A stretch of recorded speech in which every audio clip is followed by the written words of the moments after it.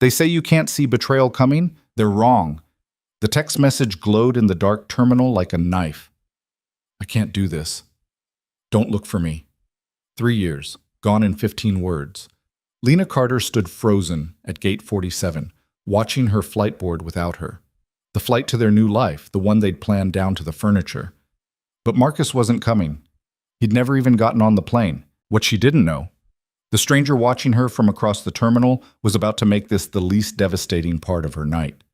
Stay with me until the end, hit that like button, and drop a comment with your city so I can see how far this story travels. The overhead lights at Hartwell International buzzed with that particular frequency that makes exhaustion feel physical.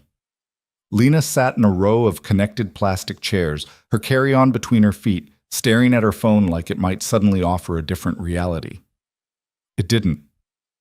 I can't do this. Don't look for me. She read it again and again. The words didn't change. Marcus Chen, reliable, steady Marcus, who color-coded their shared calendar and never missed a deadline, had just disappeared 30 minutes before their flight to Denver. The flight where they were supposed to start over. New jobs, new apartment, new everything. Her thumb hovered over his contact. She'd called 6 times. Voicemail every single time. Ma'am? A gate agent appeared above her. We're about to close the door. Are you boarding? Lena looked up. The woman's expression was professionally sympathetic but fundamentally uninterested. Behind her, the jetway was empty. My fiancé, he's... The word caught in her throat. Was he still her fiancé? Could you be engaged to someone who just vanished? I'm sorry, but I need an answer. Are you getting on this plane? The rational part of Lena's brain, the part that had spent 3 years building a life with Marcus, that had quit her job and given up her apartment and packed everything she owned into a storage unit, screamed at her to board. He'd meet her there. This was a mistake, a misunderstanding. But the text message wasn't a misunderstanding. It was a period at the end of a sentence she hadn't known was being written. No, she heard herself say. I'm not getting on. The gate agent nodded, already moving away, already forgetting her. The door sealed with a hydraulic hiss. Through the window, the plane pushed back from the gate, its lights blinking against the darkness. Lena sat back down.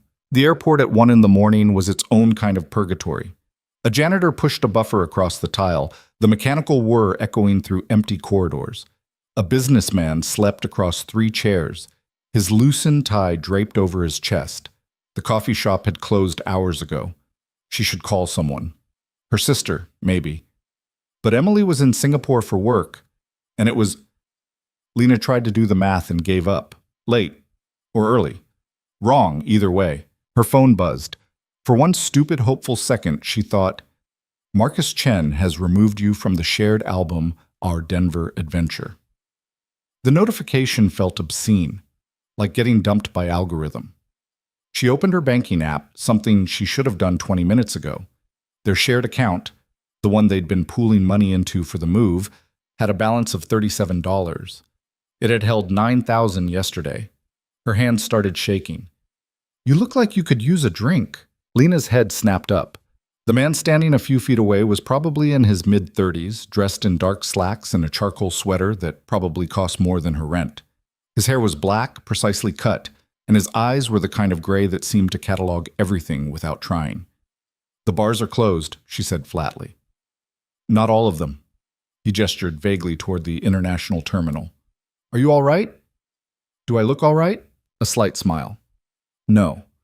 You look like someone just set your life on fire and you're still deciding whether to put it out or watch it burn. Despite everything, Lena almost laughed. That's specific. I've seen the look before. He paused. I'm Adrian. Lena. Bad flight? Bad everything. She didn't know why she was talking to him, stranger danger and all that. But the airport at 1 a.m. had its own rules. And besides, what did it matter anymore? My fiancé just cleaned out our bank account and disappeared. Via text. 30 minutes before our flight.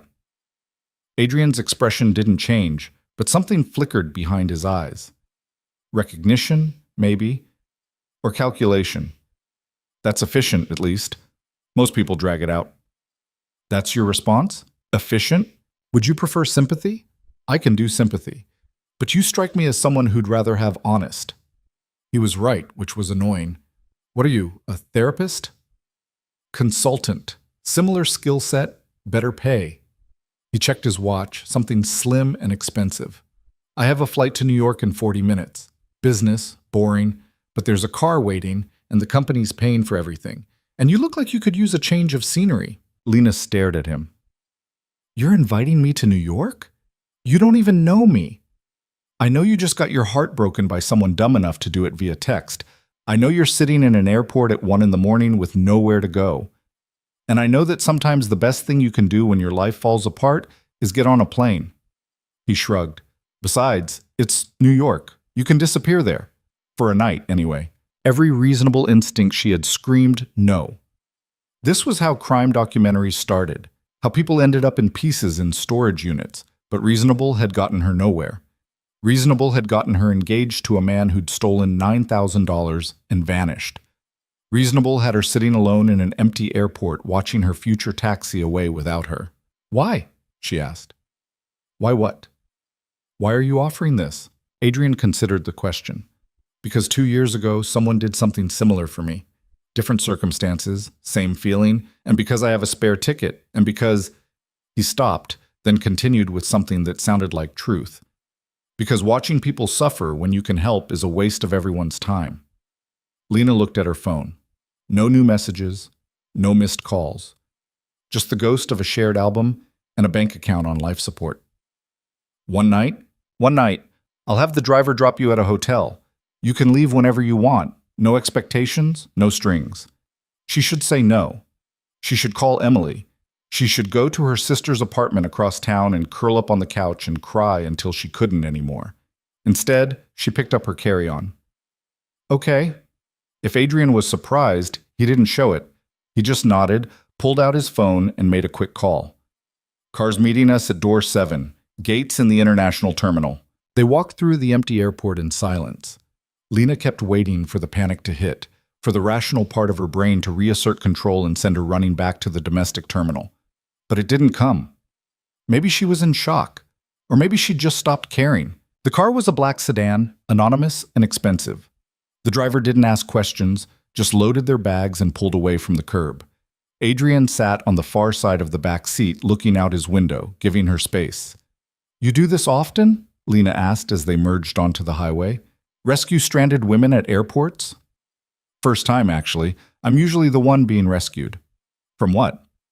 Boredom. Bad decisions. Myself. He turned to look at her. What was his name? The fiancé. Marcus. Why? Just curious, trying to picture the kind of person who'd... He stopped. Sorry. None of my business. No, say it. Who'd what? Who'd have something worth keeping and throw it away via text message? The words hit harder than they should have. Lena looked down at her hands, at the engagement ring she was still wearing. It was a modest thing. They'd been saving for the move, not jewelry, but she'd loved it, had loved what it represented. He wasn't always like this, she said quietly. Or maybe he was, and I just didn't see it. People are good at hiding what they want you to miss. There was something in the way he said it, experience, not theory. Lena studied him in the dim light of the car. Adrian Voss, consultant, whatever that meant. He wore expensive clothes with the casual confidence of someone for whom expense was irrelevant. His phone, when it buzzed, showed messages in 3 languages. And when he'd made that call at the airport, the person on the other end had responded instantly, like they'd been waiting. What kind of consultant are you? She asked. The useful kind. That's not an answer. No, he agreed. It's not. They arrived at the private terminal 40 minutes later. Lena had never been to one before, had never known they existed. The building was small and sleek, all glass and brushed steel. A woman in a crisp suit met them at the door, calling Adrian by name, ushering them through security without the usual theater of shoes and laptops and belts. The plane was small, 8 seats, leather and wood grain and carpet thick enough to lose your shoes in. This is yours? Lena asked. The company's. I just use it. What company? That slight smile again. The useful kind. They took off 20 minutes later, the city falling away beneath them in a grid of lights. Lena pressed her face to the window, watching it all disappear. Somewhere down there was her storage unit full of boxes. Her sister's apartment. The life she'd been building with Marcus. All of it, shrinking to nothing. "You should sleep," Adrian said from across the aisle. "It's a short flight, but you look like you haven't slept in days." "I can't. My brain won't stop." "Replaying it? Looking for the signs you missed?" "Yes." "Won't help. You'll just torture yourself with hindsight. The signs are always obvious after the fact." Lena turned from the window. "You've been here before, haven't you? The whole 'someone did something similar for me' thing wasn't just a line." Adrian was quiet for a moment, his gaze focused somewhere past her, past the plane. "Different circumstances, but yes, I've been somewhere like here." "What happened?" "I trusted the wrong person. Cost me more than money." "How did you get past it?" He looked at her then, and something in his expression made her chest tight. "Who says I did?" The flight attendant, because apparently private planes had those, brought them drinks. Lena asked for vodka and got something that tasted like it cost more than her car payment. Adrian drank scotch, neat, and stared out at his own window. "Can I ask you something?" Lena said after a while. "Depends on the question. Why are you really doing this? And don't say because someone did it for you. That's not enough. People don't just invite strangers to New York because they feel charitable." Adrian turned his glass slowly, watching the liquid catch the light. "You're right, that's not enough." So, you reminded me of someone, the way you were sitting there, trying to hold it together. And I thought," he paused, "I thought maybe I could stop someone from making the mistakes I made. When it happened to me, I didn't get on a plane. I stayed, tried to fix it, spent 6 months drowning in something that was already dead." "What happened after 6 months?" "I left.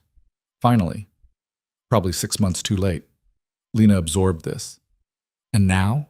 "Now I'm a consultant for a company that pays me too much to care about things that don't matter.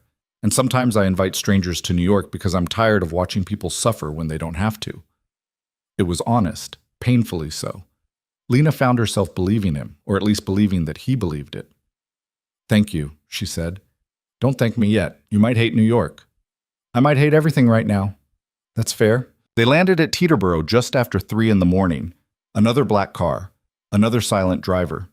The city rolled past the windows. Manhattan across the river, lit up like a promise or a threat, depending on how you looked at it. "Where are we going?" Lena asked. "Hotel first, the plaza, then wherever you want." "You're just going to set me loose in New York? Would you prefer a guided tour?" "I'd prefer—" She stopped. What did she prefer? "I don't know what I prefer. I don't know anything right now." "That's okay. You don't have to." The plaza was excessive in the way only New York hotels could be, all marble and gold and staff who moved like dancers.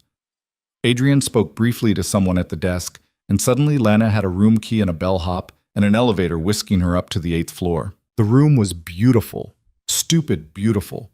Floor-to-ceiling windows overlooking Central Park, a bed the size of her old apartment, a bathroom with a tub she could swim in. She sat on the edge of the bed and pulled out her phone. Still nothing from Marcus. But there was a message from an unknown number. "Sleep. Breakfast downstairs at 9 if you want it. You're under Carter." Lena stared at the message. Then at the room. Then at her reflection in the dark window. A woman in wrinkled travel clothes holding a phone with a dead engagement on it, sitting in a hotel room that cost more per night than she made in a week.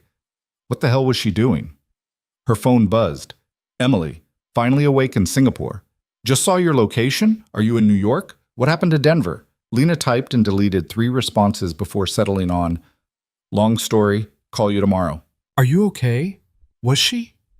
Lena looked around the room again, at the minibar stocked with things she'd never heard of, at the robe hanging in the closet with the hotel logo embroidered in gold thread, at the city glittering beyond the glass. "I don't know, but I'm somewhere else, and right now that's enough."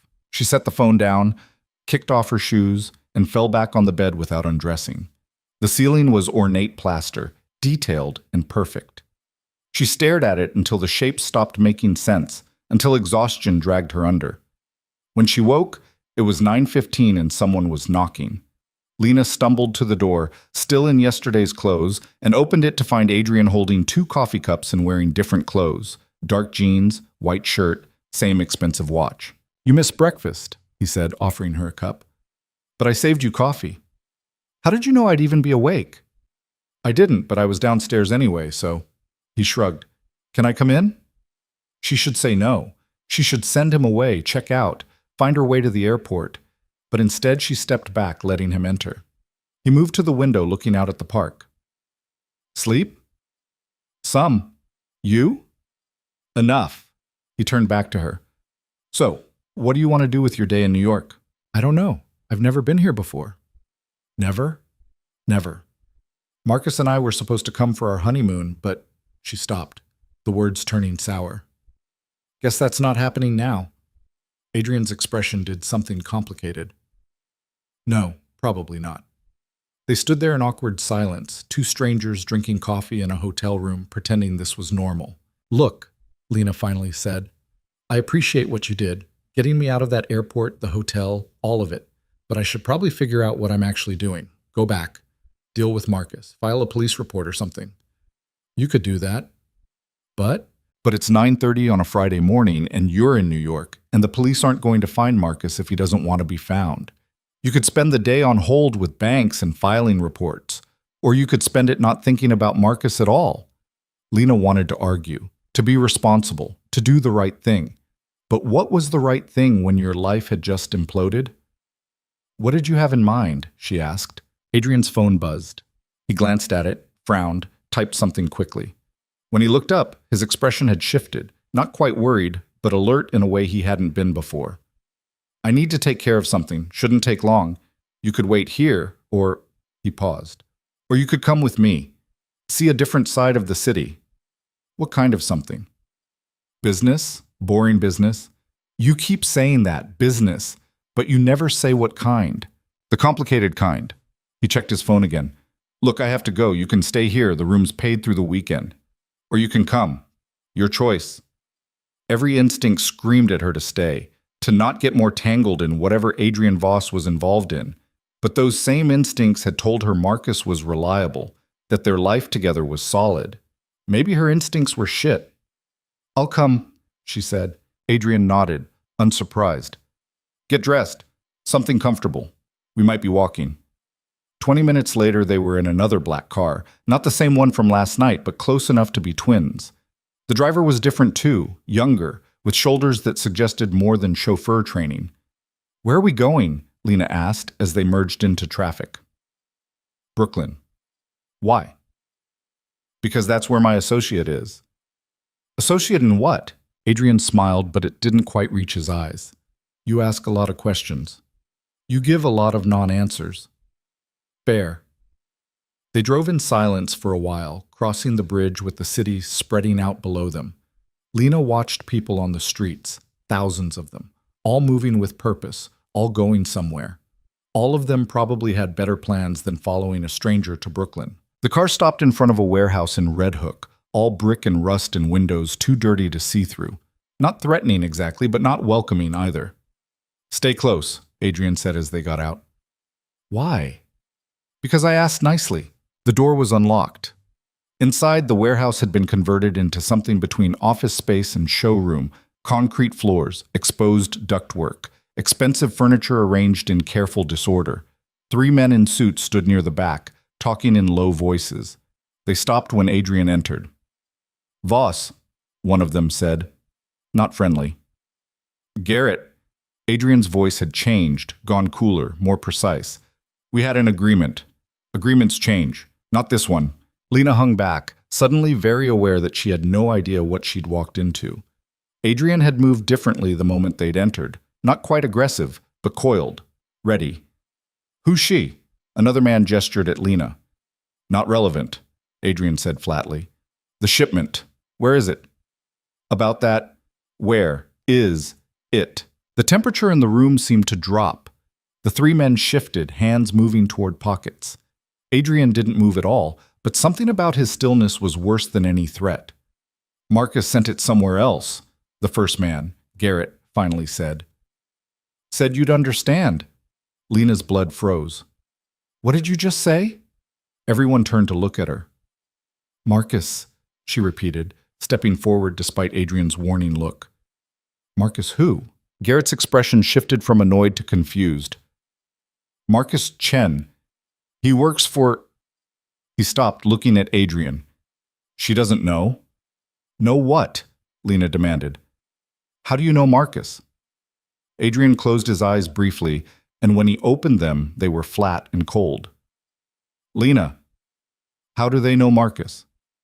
Because he works for the same organization I consult for. Adrian's voice was careful, measured. And apparently he just stole something that doesn't belong to him. The room tilted. Lena grabbed the back of a chair, her mind trying to process. Marcus works for you? No, we work for the same people. I didn't know he was your Marcus until...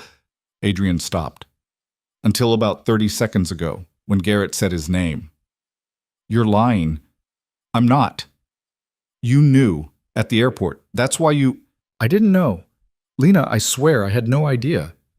Adrian stepped toward her, hands up like she was something wild that might bolt. I knew someone named Marcus Chen had gone rogue. I didn't know he was your fiancé until just now. Lena's phone buzzed in her pocket. She pulled it out with shaking hands. You shouldn't have gone with him. Now they know you're involved. I'm sorry. The words blurred, the room blurred. Everything blurred except the sudden, terrible clarity that she'd made every wrong choice possible and ended up exactly where Marcus had apparently intended. What organization? She whispered. Adrian didn't answer immediately. Behind him, the three men waited, hands still near pockets, watching. The kind that doesn't exist on paper, Adrian finally said. The kind that handles problems for people who can afford complicated solutions. That's not an answer. It's the only one I can give you here. Lena looked at him, really looked at him, at the expensive clothes that weren't just expensive but specific, at the way he carried himself, the way people responded to him, at the car and the plane and the hotel room that cost more than her rent. You're not a consultant, she said. No, Adrian agreed quietly. I'm not. Her phone buzzed again. Another text from Marcus. Run. Too late, Lena said to no one in particular. I think I already did. The silence in the warehouse stretched until Garrett cleared his throat. So we doing this or what? He said, hand still hovering near his jacket. Adrian's jaw tightened. Doing what, exactly? Cleaning up your mess. Chen's girl here is a liability. She's not his girl and she's not a liability. Adrian's voice dropped half an octave. She's leaving, with me, and you're going to forget you saw her. That's not how this works, Voss. It is today. The air felt thick, compressed. Lena's heart hammered against her ribs. She'd watched enough crime shows to know how scenes like this ended, and it usually involved someone not walking out. Her phone buzzed again. She looked down before she could stop herself. There's a service door behind you, 20 feet. When I say go, run. Don't look back. She glanced up. Adrian was watching her, his expression unreadable. He'd seen the text. She could tell by the microscopic tightening around his eyes. We're leaving, he said, not taking his gaze off the three men. No, Garrett said simply. You are. She's staying. Insurance. Insurance for what? For Chen bringing back what he took. He'll come for her. They always do. Adrian laughed, and it was the coldest sound Lena had ever heard. You're dumber than I thought if you believe that. Chen's gone.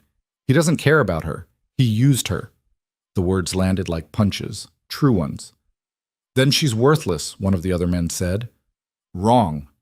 Adrian stepped sideways, positioning himself between Lena and the men. She's got information, names, accounts, passwords. Chen was living with her for 3 years. He got sloppy. Lena's mind raced. She didn't have any of that, but Adrian was selling it like gospel, and the men were buying it. So we take her, make her talk, Garrett said. And learn what? That Chen liked his coffee black and watched baseball? She doesn't know anything useful yet, but she will. Adrian pulled out his phone, made a show of checking something. Chen's pattern is predictable. He'll reach out. He'll try to explain. And when he does, we'll know where he is. We? The organization. Don't pretend you're making decisions here, Garrett. You're middle management on a good day. Garrett's face flushed. Watch it. Or what? You'll shoot me in front of a civilian and hope Mikhail doesn't care? Adrian tilted his head. Make the call. Tell him Marcus Chen's ex-fiancée is here and you want to hold her without authorization. See what he says. The name Mikhail landed differently than the others. Garrett's hand finally left his jacket. The other two men exchanged glances. 48 hours, Garrett finally said.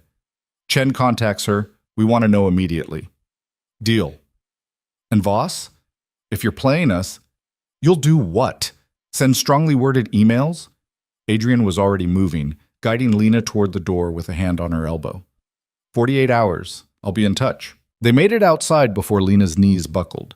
Adrian caught her, kept her upright, steered her toward the car. The driver, the one with the shoulders, already had the door open. Go, Adrian said. Now. The car peeled away from the curb fast enough to leave rubber. Lena stared at the warehouse receding behind them, half expecting gunfire, explosions, something cinematic. Instead, there was just Brooklyn rolling past and her heart trying to escape through her throat. What the hell was that? She managed. A negotiation. That wasn't a negotiation. That was... She stopped, breathing hard. Who's Mikhail? Someone you don't want to meet. Adrian. Later. Not in the car. He was right. The driver could hear everything. Lena pressed her lips together and watched the city blur past. Her phone buzzed twice more. She ignored it. They didn't go back to the plaza. Instead, the car wound through Manhattan until it stopped in front of a brownstone in the West Village, nondescript except for its perfect maintenance. Adrian led her inside without explanation, through a foyer that smelled like old money and lemon polish, up 2 flights of stairs to an apartment that was all windows and minimalist furniture. Where are we? Lena asked. Somewhere safe. Adrian moved to the kitchen, poured 2 glasses of water from a bottle in the fridge. He handed her one. Drink. She did, mostly because she didn't know what else to do. The water was cold and clean and did nothing to settle her stomach. Sit, Adrian said, gesturing to the couch. I don't want to sit. I want answers. Then stand. But let me explain before you decide I'm the villain here. Are you? The villain? Probably. Depends on your definition. He set his glass down, ran a hand through his hair. For the first time since she'd met him, he looked uncertain. What do you want to know? Everything. Start with who you really are. I told you, Adrian Voss, that part's true. And the consultant part? Also true, technically. I consult for an organization that moves money and assets for people who can't do it through traditional channels. Sometimes that's because they're avoiding taxes. Sometimes it's because the money came from places governments don't like. And sometimes, he paused, sometimes it's because the money doesn't legally exist. Lena absorbed this. You're a criminal. I facilitate transactions. Whether that makes me a criminal depends on which laws you care about and which country you're standing in. That's a fancy way of saying yes. It's a realistic way of saying the world is more complicated than legal and illegal. Her phone buzzed again. This time she looked. 3 messages from Marcus, all variations of the same thing. I'm sorry. I'll explain. Don't trust Voss. He keeps texting, she said. I know. How do you... She stopped. Are you tracking my phone? No, but I know Marcus. He's panicking. He took something from people who kill over less, and now he's trying to manage the fallout. Adrian moved closer, not quite invading her space, but near enough that she had to look up to meet his eyes. Tell me what he's saying. Why would I do that? Because 20 minutes ago, 3 men considered killing you to send Marcus a message.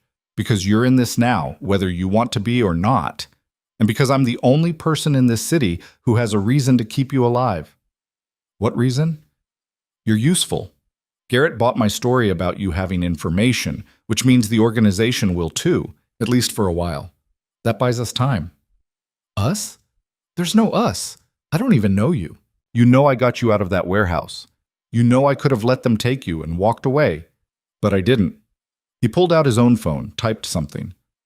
Marcus is playing a game he doesn't understand. He thinks he's smart enough to outrun people who've been doing this for decades. He's wrong. And if you stay connected to him, you'll go down with him. Lena wanted to argue, but the text on her phone screen made it hard. I'll fix this, I promise. Just stay away from Voss. What did Marcus steal? She asked. A ledger. Digital, encrypted, supposedly impossible to copy. It contains financial records dating back 30 years. Transactions that would collapse governments if they went public. And Marcus just took it? Apparently, we're still trying to figure out how. Adrian's phone buzzed. He glanced at it, frowned. He's smarter than we gave him credit for, or dumber. Haven't decided which yet. Why would he do this? Money, probably. Someone offered him enough to take the risk, or Adrian stopped. Or what? Or he's been working against us the whole time and we were too blind to see it. The apartment's intercom buzzed, harsh and sudden. Adrian's entire body went rigid. He moved to the panel by the door, pressed a button. Yes? Package for Voss. A woman's voice, flat and professional. I didn't order anything. It's from Chen. Adrian looked at Lena. Something passed across his face, calculation, concern, maybe fear. He pressed another button and the lobby camera feed appeared on a screen. A woman in a courier uniform stood holding a small box. Stay here, Adrian said. What? No, if that's from Marcus… Exactly. Stay here. He was already moving, pulling on a jacket, checking something in his pocket that looked suspiciously like a weapon. Lock the door behind me. Don't open it for anyone. Adrian, but he was gone. The door clicking shut behind him. Lena rushed to the window, pressed her face against the glass. 3 stories down, Adrian emerged from the building. The courier handed him the box. They spoke briefly. Then Adrian was coming back inside and the courier was walking away, and Lena realized she'd been holding her breath. He returned carrying the box like it might explode. Maybe it would. What is it? Lena asked. Don't know yet. He set it on the kitchen counter, examined it from every angle. No ticking, no wires visible through the tape, just a plain cardboard box with Adrian's name written in marker. Are you going to open it? Eventually. When? When I'm sure it won't kill us both. He pulled out a knife, actual knife, not metaphorical, and carefully slit the tape. Inside was bubble wrap. Inside that was a phone. Cheap, prepaid, the kind you bought at convenience stores with cash. It buzzed to life the moment Adrian touched it. A single text message appeared. Call me. Alone.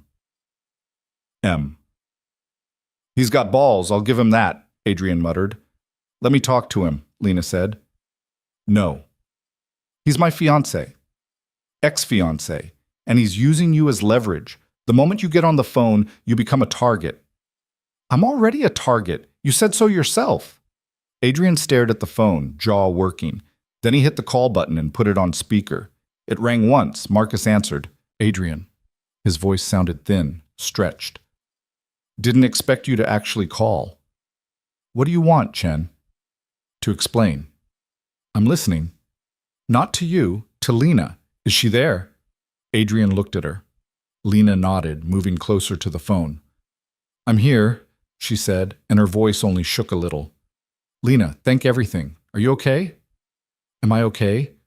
Marcus, what the hell is happening? I know you're confused. I know I messed up. But I need you to listen to me, and I need you to trust me one more time. Trust you? You stole our money. You disappeared. She stopped, the full weight of it crashing down again. You've been lying to me for 3 years. No, not about us. Never about us. Everything else maybe, but not that. What's the difference? The difference is I love you. That was real. That is real. And I'm trying to keep you safe. Adrian made a sound that might have been a laugh or a cough. Marcus heard it. Voss is lying to you, Marcus continued. Whatever he's told you, it's not the truth. He's not the good guy here. Neither are you, Lena shot back. Silence on the other end. Then, you're right, I'm not. But I'm trying to be. That's why I took the ledger. There are things in it, things about people you know, about your family.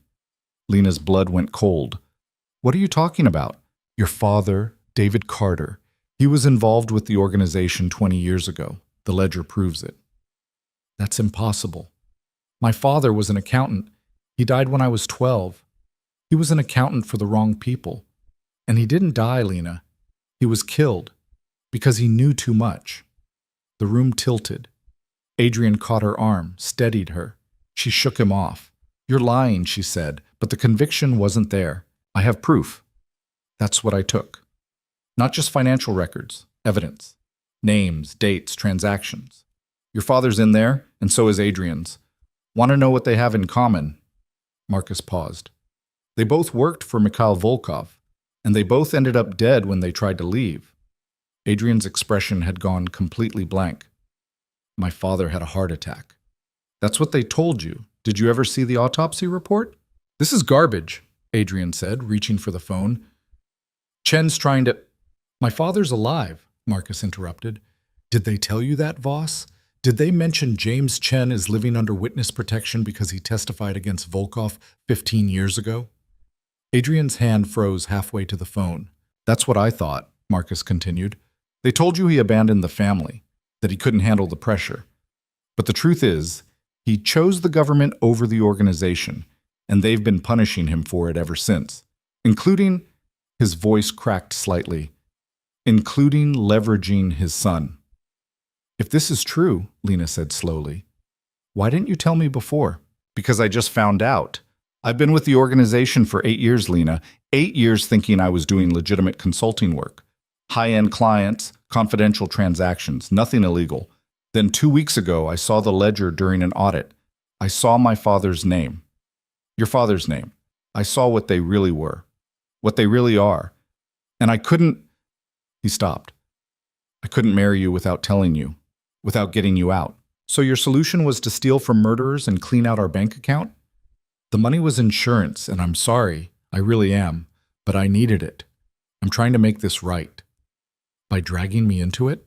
You were always in it. Your father made sure of that. The moment David Carter signed on with Volkov, his entire family became collateral.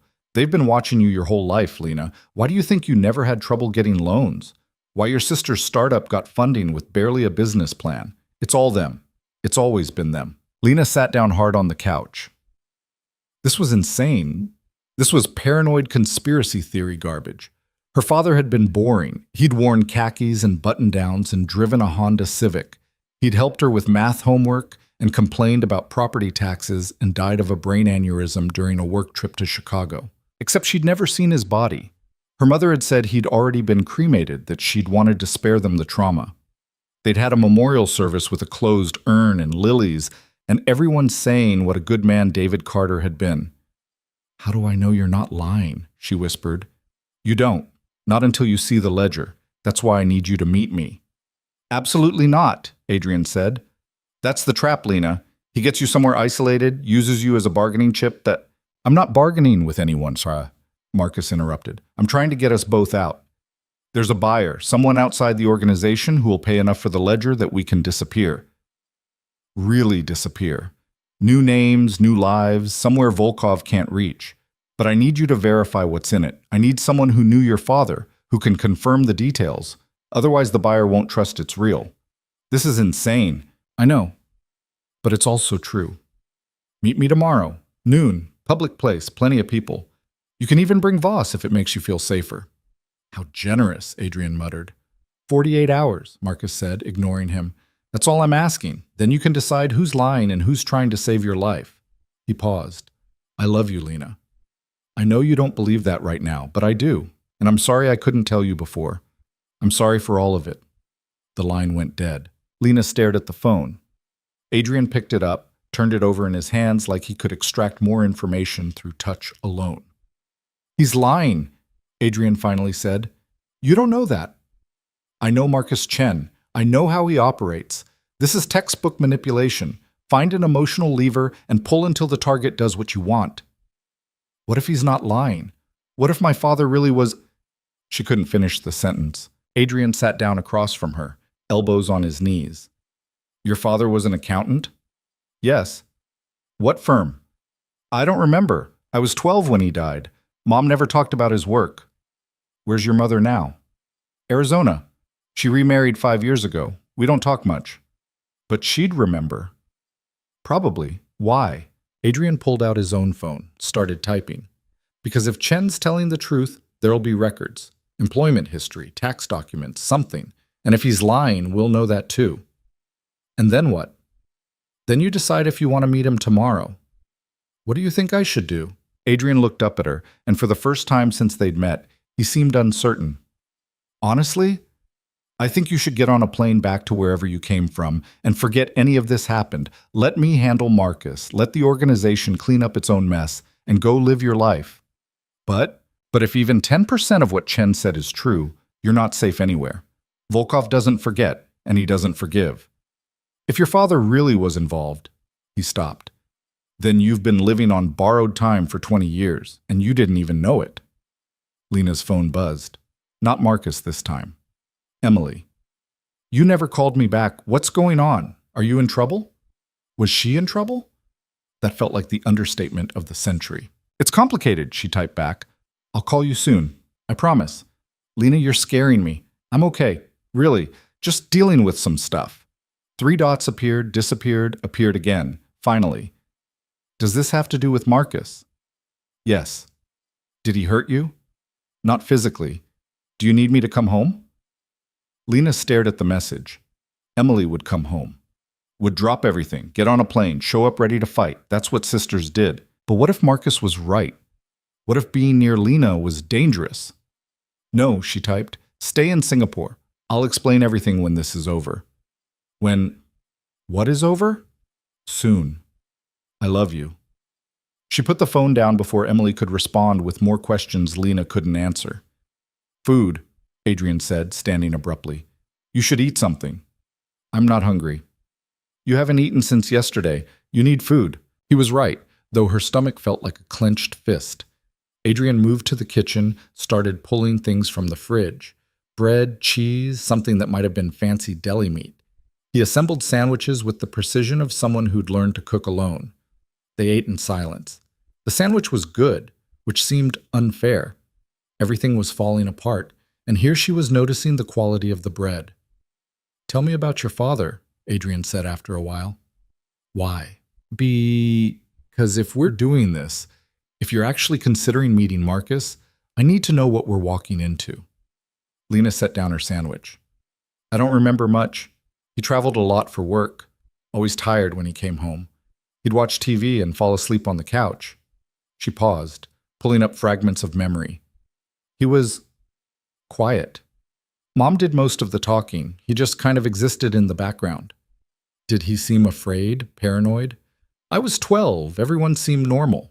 What about after he died? Did anything change? We moved. Mom said it was too expensive to keep the house. We went from a 4-bedroom in the suburbs to a 2-bedroom apartment downtown. She frowned. Actually, yeah, that was weird. Dad had life insurance. Mom said so, but we still had to downsize. Maybe the insurance didn't pay out. Why wouldn't it? Lots of reasons. Suicide clauses, suspicious circumstances. Adrian leaned back. Did your mother ever remarry before Arizona guy? No. She dated a little, but nothing serious. Said she couldn't do it again. Do it again or couldn't risk it again? Lena's head snapped up. You think she knows? I think if your father was involved with Volkov, your mother either knew or suspected. And I think that's terrified her for 20 years. The pieces started fitting together, puzzle pieces Lena hadn't known she was collecting. Her mother's insistence that they keep a low profile. Her paranoia about social media, about sharing personal information. The way she'd pushed Lena toward boring, stable choices. Teaching, accounting, anything far from risk. I need to call her, Lena said. Not on your phone. Why not? Because if Chen's right, and they've been watching you, they're listening too. Anything you say, they hear. He pulled out a laptop, opened it, typed a series of commands that looked like movie hacking. We can use this. Encrypted call. Harder to trace. Harder isn't impossible. Nothing's impossible, but this buys us a margin. He set up the call, handed her headphones. Lena's hands shook as she dialed her mother's number. It rang 4 times. 5. On the 6th ring, her mother picked up. Hello? Mom, it's me. Lena, why are you calling from a strange number? Is everything okay? No, Mom, I need to ask you something, and I need you to tell me the truth. Silence on the other end. Not confused silence, wary silence. What kind of question? Her mother finally said. About Dad, about his work, about how he died. The silence stretched longer this time. In the background, Lena could hear a TV playing, maybe a ceiling fan. Your father had an aneurysm, her mother said, but her voice had gone careful. You know this. Do I? Or is that just what you told us? Lena, what's going on? Where are you? New York. New York? I thought you and Marcus were moving to Denver. Marcus is gone. He left. And he told me things about Dad, about people Dad worked for. I need to know if it's true. I don't know what you're talking about. Mom, please, was Dad involved with someone named Mikhail Volkov? The sound her mother made wasn't quite a gasp, wasn't quite a sob. It was the noise of 20 years of secrets cracking open all at once. You need to hang up, her mother whispered. Right now. Don't call me again. Don't come to Arizona. Just leave it alone, Lena. For once in your life, leave something alone. I can't. I'm already in it. Then get out. Run. Change your name. Go somewhere they won't look and run. Who's they? I can't. Her mother's voice broke. I can't talk about this. Not on the phone. Not ever. Your father made a choice, and we've been paying for it for 20 years. Don't make it worse. So it's true. He did work for them. He didn't have a choice. They promised him. She stopped. It doesn't matter what they promised. He believed them, and it got him killed. And I swore I'd keep you girls safe, keep you out of it. But if you're calling me asking about Volkov, then I failed. I failed, and now I'm what, Mom? You're dead. You just don't know it yet. The line went dead. Lena sat frozen, headphones still on, listening to empty air. Adrian gently took them off her, closed the laptop. She confirmed it, Lena said numbly. Yeah. My whole life has been a lie. Welcome to the club, she laughed, which was maybe hysteria. Your father too? Apparently, according to Chen anyway. Adrian stood, paced to the window. The question is, what do we do about it? We? You think I'm walking away now? Whatever Chen took, it has my father's name in it too. I want to see it. Even if it means meeting Marcus? Especially if it means meeting Marcus. Because either he's telling the truth and we both deserve to know, or he's lying and I get to make him regret it. Adrian turned back to her. Your choice, though. I'm not dragging you into this if you don't want to be here. Lena thought about her apartment, the one she'd already given up. Thought about Denver and the life she'd packed into boxes. Thought about Marcus and the ring she was still wearing and the texts that kept coming, each one more desperate than the last. She pulled off the ring, set it on the coffee table, looked at it for a long moment. Noon tomorrow, she said. Where? Adrian texted back on the burner phone Marcus had sent. Simple, direct, Grand Central, main concourse, noon. The reply came 30 seconds later. Too public, they'll have people there. That's the point, Adrian typed. Public means witnesses, means you can't disappear her. Another pause, longer this time. Then, fine, but come alone. She's bringing me or she's not coming. Then you're both dead. Adrian showed Lena the screen. She read it twice, then shrugged. He's bluffing. Maybe. Or maybe he's desperate enough to be stupid. Adrian pocketed the phone. We should sleep. Tomorrow's going to be ugly either way. Sleep felt impossible, but Lena's body had other ideas. Adrian set her up in the bedroom, his bedroom, apparently, though he didn't say it, and took the couch himself. She lay in the dark listening to the city beyond the windows, sirens and car horns, and the distant rumble of the subway. Sounds she'd never heard before 48 hours ago. Now they were the soundtrack to her life falling apart in a completely different location. Her phone buzzed on the nightstand. She almost ignored it, but the notification showed Emily's name with 4 missed calls. Lena grabbed it, stepped into the bathroom, and called back before she could overthink it. Emily answered on the first ring. Finally, what the hell, Lena? I know, I'm sorry. Things got complicated. Complicated how? You said Marcus left. Did he come back? Are you safe? I'm safe. And no, he didn't come back. Not exactly. Lena sat on the edge of the pristine bathtub, suddenly exhausted again. I need to ask you something about Dad. The silence on the other end was immediate and telling. What about Dad? Emily finally asked, her voice careful. What do you remember about his work, about when he died, about any of it? Why are you asking this now? Because Marcus told me things about Dad working for dangerous people. And then I called Mom and she basically confirmed it before hanging up on me. Emily let out a long breath. I was hoping you'd never have to know. Lena's heart dropped. You knew? Not everything, but enough. Mom told me some of it when I turned 18, made me promise not to tell you. Emily's voice went smaller. I'm sorry. I wanted to, so many times, but she said it would put you in danger if you knew, that the less you understood, the safer you'd be. What did she tell you? The dad worked for people who made problems disappear. Financial problems, mostly. Dirty money that needed to look clean.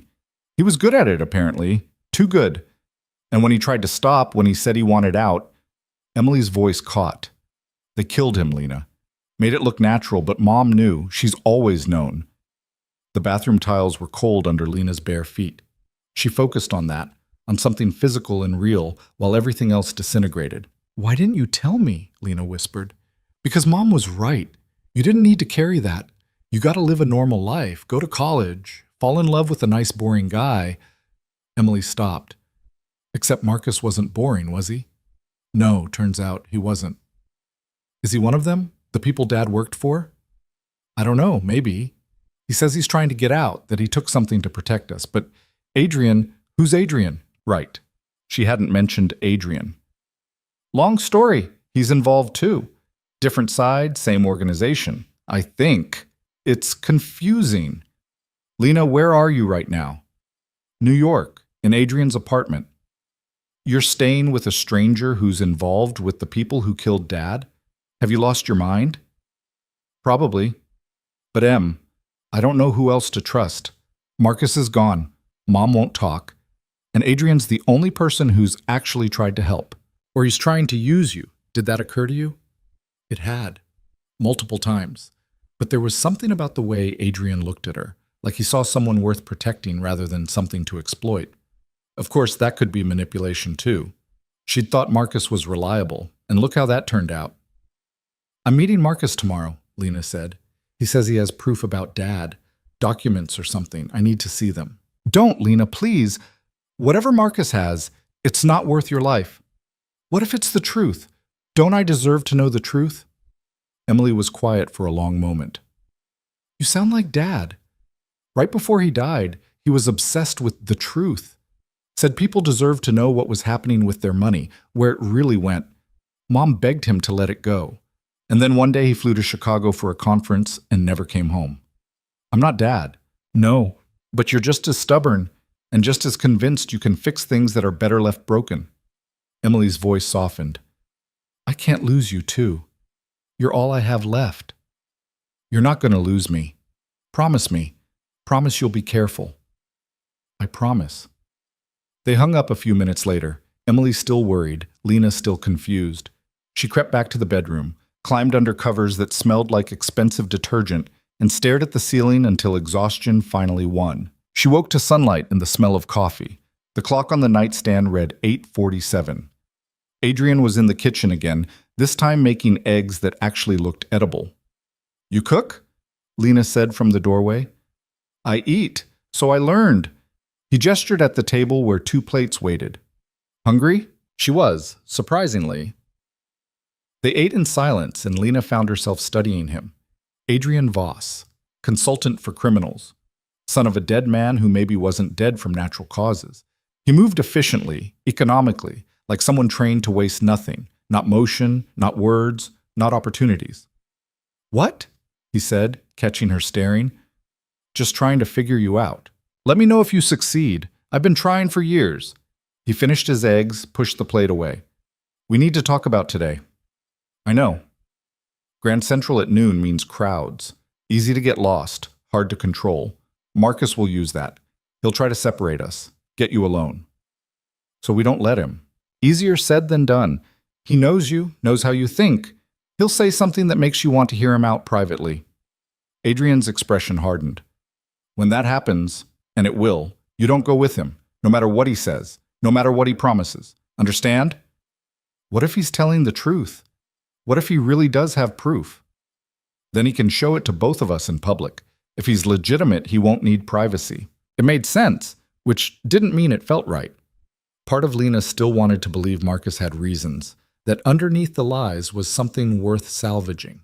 But that part was getting quieter, drowned out by everything else. Adrian's phone buzzed. Not the burner, his regular phone. He glanced at it, and his entire posture changed. What? Lena asked. Garrett. He wants a meeting before noon. That's not suspicious at all. No, it's a trap. Question is, what kind? He typed a response, showed her. Where? The answer came back immediately. Same place as yesterday. 1 hour. We're not going, Lena said. We have to. If we don't show, Garrett gets suspicious, starts wondering why we're avoiding him, might even send people to find us. Adrian stood, already moving toward the bedroom. Get dressed. Something you can run in if necessary. 20 minutes later, they were back in the black car, heading to Brooklyn. The driver, a different one this time, older, with scars on his knuckles, didn't speak at all. Adrian spent the ride on his phone, texting people in languages Lena didn't recognize. Who are you talking to? She asked. Insurance. What kind of insurance? The kind that keeps us alive if this goes wrong. The warehouse looked exactly the same in daylight, which somehow made it worse. Sunlight showed the rust on the metal doors, the broken windows on the upper floors, the general decay of a building nobody cared about anymore. Adrian's hand hovered near his jacket pocket as they entered. Garrett was waiting with the same 2 men from yesterday, plus 3 more Lena didn't recognize. Not good odds. Voss, Garrett said, friendlier than last time. Bad sign. And the girlfriend. Thanks for coming. She's not my girlfriend. And you said this was urgent. It is. Change of plans regarding Chen. The organization wants him found, but they want him alive. Mikhail's orders. He's got questions only Chen can answer. Okay, and? And we think you know where he is. Adrian's expression didn't change. If I knew where Marcus was, I'd have delivered him already. With a bow. Would you? Because word is you've been having private conversations, using burner phones, making plans. Garrett smiled, and it wasn't pleasant. We track everything, Voss. You know that. So stop pretending you're not in contact with Chen and tell us where the meat is. Lena's stomach dropped. They knew. Of course they knew. Adrian had said it himself last night. They were always listening. The meet's at noon, Adrian said calmly. Grand Central. We were planning to bring him in quietly, avoid a scene. But if you want to crash it with 6 guys and make it messy, be my guest. Garrett studied him, trying to find the lie. Just like that? You're giving him up? Chen's a problem. I solve problems. That's what I do. Adrian shrugged. Besides, he's threatening the girl. Can't have that. Touching. Since when do you care about collateral? Since she became useful. She's the leverage that gets Chen to the table. You shoot her, you lose your bait. The logic was sound, but Garrett wasn't buying it. Lena could see him working through scenarios, looking for angles. Here's what's going to happen, Garrett finally said. You 2 go to Grand Central like planned. But you're wearing wires, and we're going to have people in position. Chen shows up, you keep him talking until we can grab him. Clean, simple, nobody gets hurt. Except Chen. Except Chen, Garrett agreed. We good? Do I have a choice? No. Adrian nodded slowly. Then we're good. One of the new guys, tall, built like he ate nails for breakfast, stepped forward with a small case. Inside were 2 tiny microphones, professional grade, the kind federal agents used in movies. He handed one to Adrian, gestured for Lena to turn around. I'll do it, Adrian said, taking the second device. She's not comfortable with strangers. The guy shrugged, not caring. Adrian clipped the microphone to Lena's collar, his fingers quick and professional. When he pulled back, his eyes met hers with something that looked like an apology. They left 5 minutes later, both wired, both trapped. The car ride back to Manhattan was silent except for Adrian's occasional directions to the driver. Lena wanted to ask questions, wanted to know what the plan was now, but the microphones made conversation impossible.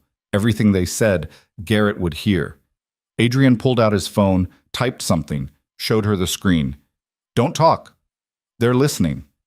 She nodded. He typed again. I have a plan. Trust me. Did she? Lena studied his face. The careful neutrality, the calculated calm. He'd lied to her about who he was, had dragged her into this mess, or at least hadn't stopped her from diving in head first.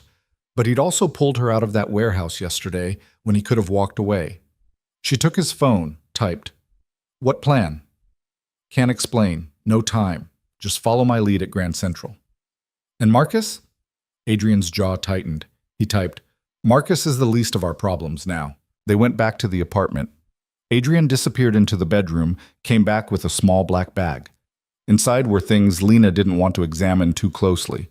Wire cutters, something that looked like a taser, cash in multiple currencies. "Are we running?" she whispered, forgetting about the microphone. Adrian pressed a finger to his lips, pointed at her collar. Right, they were still broadcasting. He gestured for her to follow him into the bathroom, turned on the shower full blast. The rush of water would mask their voices, at least partially. "We're not running," he said quietly, "but we're not working for Garrett either. The moment Chen shows up, this turns into a bloodbath. Garrett's people will try to take him, Marcus will try to escape, and you'll be in the middle of it. So what do? We get the ledger from Marcus before Garrett gets Marcus. Then we disappear. All three of us, if necessary. You want to help Marcus? After everything? I want the truth. Same as you. And the only way we get that is if Chen stays alive long enough to explain himself."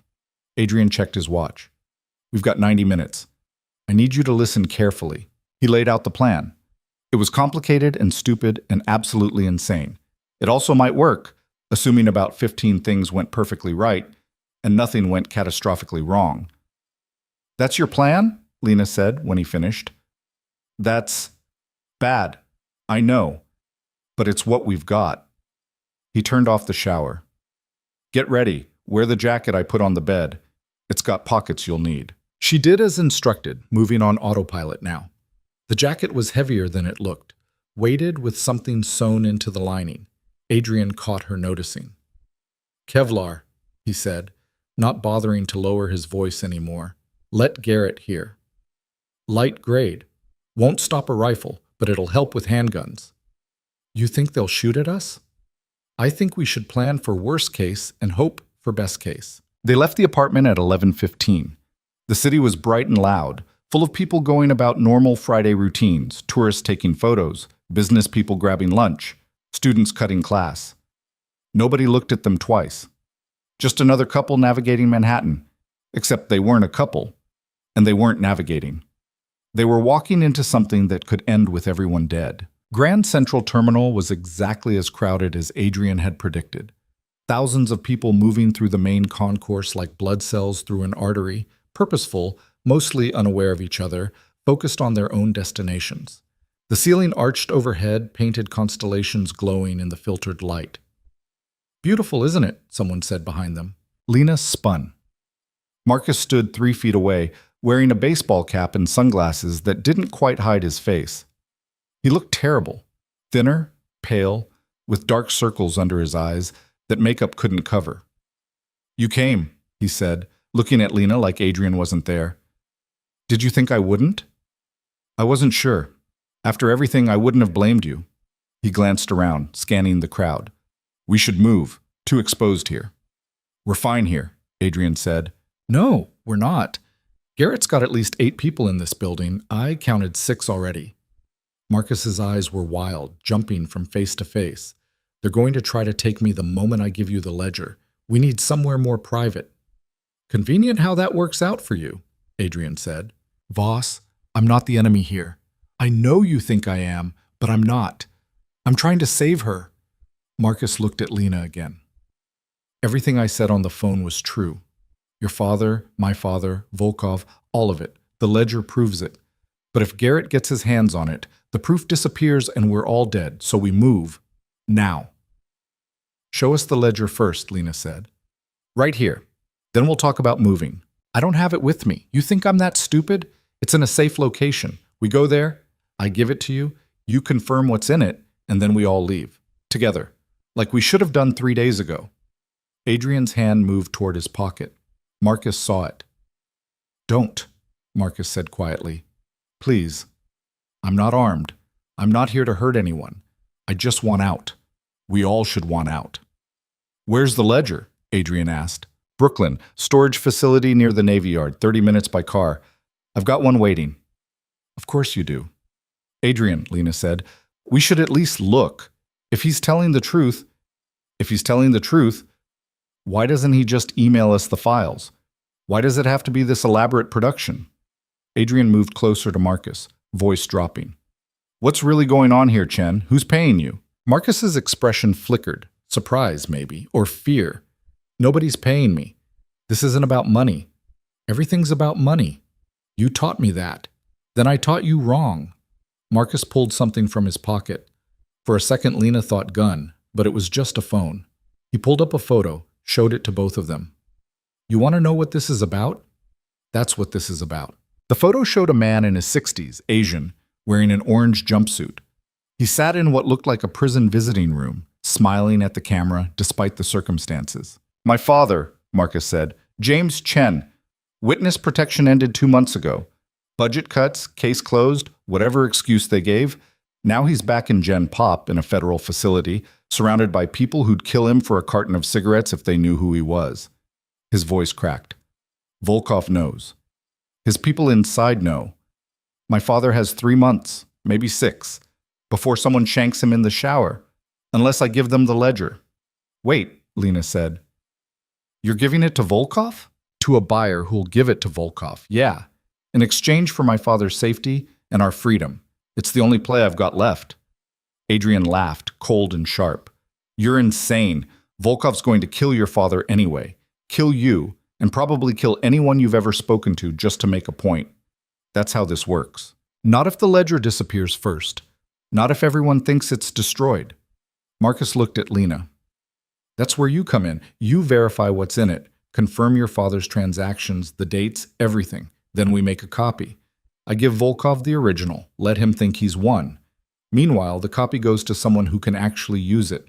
A journalist, maybe. Someone who'll publish before Volkov can stop them. And you think Volkov won't trace that back to you? Adrian said. Probably, but by then my father will be safe and I'll be gone. Acceptable losses. What about Lena? Where does she fit in your acceptable losses? Marcus's face went hard. She fits in the only reason I'm still alive category. I love her. That's real. Everything else was lies, but not that. You stole $9,000 from her to buy us passports, travel documents, new identities for when this is over. He pulled out an envelope, handed it to Lena. It's all in there, yours and mine. We can start over, really start over, somewhere Volkov can't reach. Lena opened the envelope. Inside were 2 passports with her face and Marcus's, different names, different birth dates. Plane tickets to Costa Rica dated for tomorrow morning. Bank statements showing accounts with $50,000 each. Where did you get this money? She whispered. Advance from the buyer. Half now, half on delivery. I'm giving you your share. Whether you come with me or not, it's yours. Because I meant what I said. I'm trying to make this right. By selling stolen documents to criminals and fleeing the country? By keeping us both alive. Marcus looked past them, face going pale. We need to move. Now. Garrett's people are closing in. Adrian followed his gaze. 3 men in business casual were moving through the crowd. Not quite running, but definitely hunting. One of them spoke into his wrist, old school cop move. Damn it, Adrian muttered. He grabbed Lena's hand. Come on. They ran. Grand Central became a blur of marble and brass and confused tourists. Adrian moved like he'd mapped the exits in his head, pulling Lena through service doors and down hallways that weren't meant for public access. Marcus kept pace behind them, breathing hard. Where are we going? Lena gasped. Anywhere that's not here. They burst out onto 42nd Street, and the noise hit like a wall. Traffic, construction, a million people living their lives while Lena's imploded. Adrian hailed a cab with the confidence of someone who'd done this before. Brooklyn, he told the driver. Navy Yard, fast. The driver didn't ask questions, just pulled into traffic with the aggressive expertise of a New York cabbie. Through the rear window, Lena saw Garrett's men emerge from the terminal, scanning the street. They saw us, she said. I know, but they can't follow what they can't catch. Adrian pulled out his phone, did something that made the screen flash. When he put it back, he was smiling grimly. Microphones are dead, signals jammed. We've got maybe 20 minutes before they figure out where we went. Then what? Then we get the ledger, confirm it's real, and decide what to do next. Marcus leaned forward from the back seat. Thank you for trusting me. I know I don't deserve it, but... Save it, Adrian said. We're not doing this for you. We're doing it for her father and mine. If you're lying, if this is some elaborate setup, I will personally make sure you regret being born. Understood. They drove in tense silence, crossing into Brooklyn, winding through neighborhoods that went from gentrified to industrial in the space of 6 blocks. The storage facility was exactly what Marcus had described: chain-link fence, security cameras that might or might not work, units that looked like they predated the internet. Marcus paid the cab, led them to Unit 47. He had the key ready, hands shaking slightly as he unlocked the rolling door. It opened with a screech of metal on metal. Inside was a card table, a laptop, and a small fireproof safe. "It's encrypted," Marcus said, opening the safe and pulling out a flash drive. "Multiple layers. I've been working on breaking it for 2 weeks. Got through most of it, but some sections are still locked."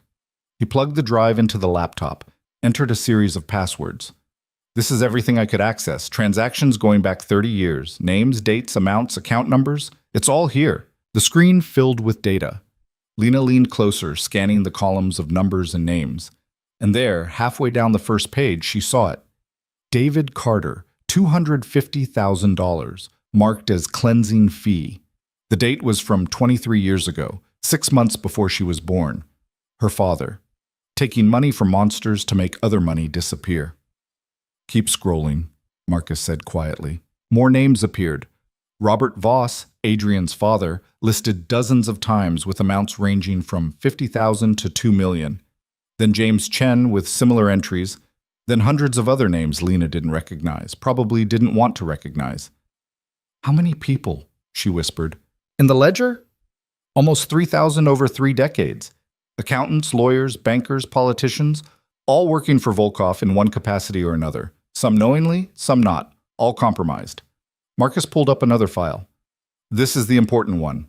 The deals that went bad. The people who tried to leave." David Carter's name appeared again. This time with a red notation. Terminated, Chicago, 2008. Threat level mitigated. Adrian found his father's entry. Same red notation, different city. Terminated, Boston, 2010. Threat level mitigated. "They killed them," Lena said, though she'd already known.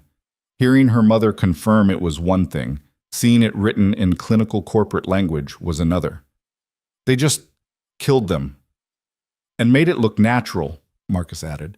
"Aneurysm, heart attack, car accident, whatever fit. They're good at it. They've had practice." Adrian stared at the screen, face unreadable. "How did you get this?" "I told you. I was doing an audit, saw something off, dug deeper. Found the ledger hidden in Garrett's office system. Encrypted, but not well enough. So I copied it, planned my exit, and..." Marcus stopped. "And here we are." "Here we are," Adrian echoed. He pulled out his phone, started taking photos of the screen. "We need to document all of this, every name, every transaction. If something happens to that drive..." "Nothing's going to happen to the drive. I'm delivering it tomorrow." "To who?" "A man named Sergei Koslov. He's one of Volkov's competitors.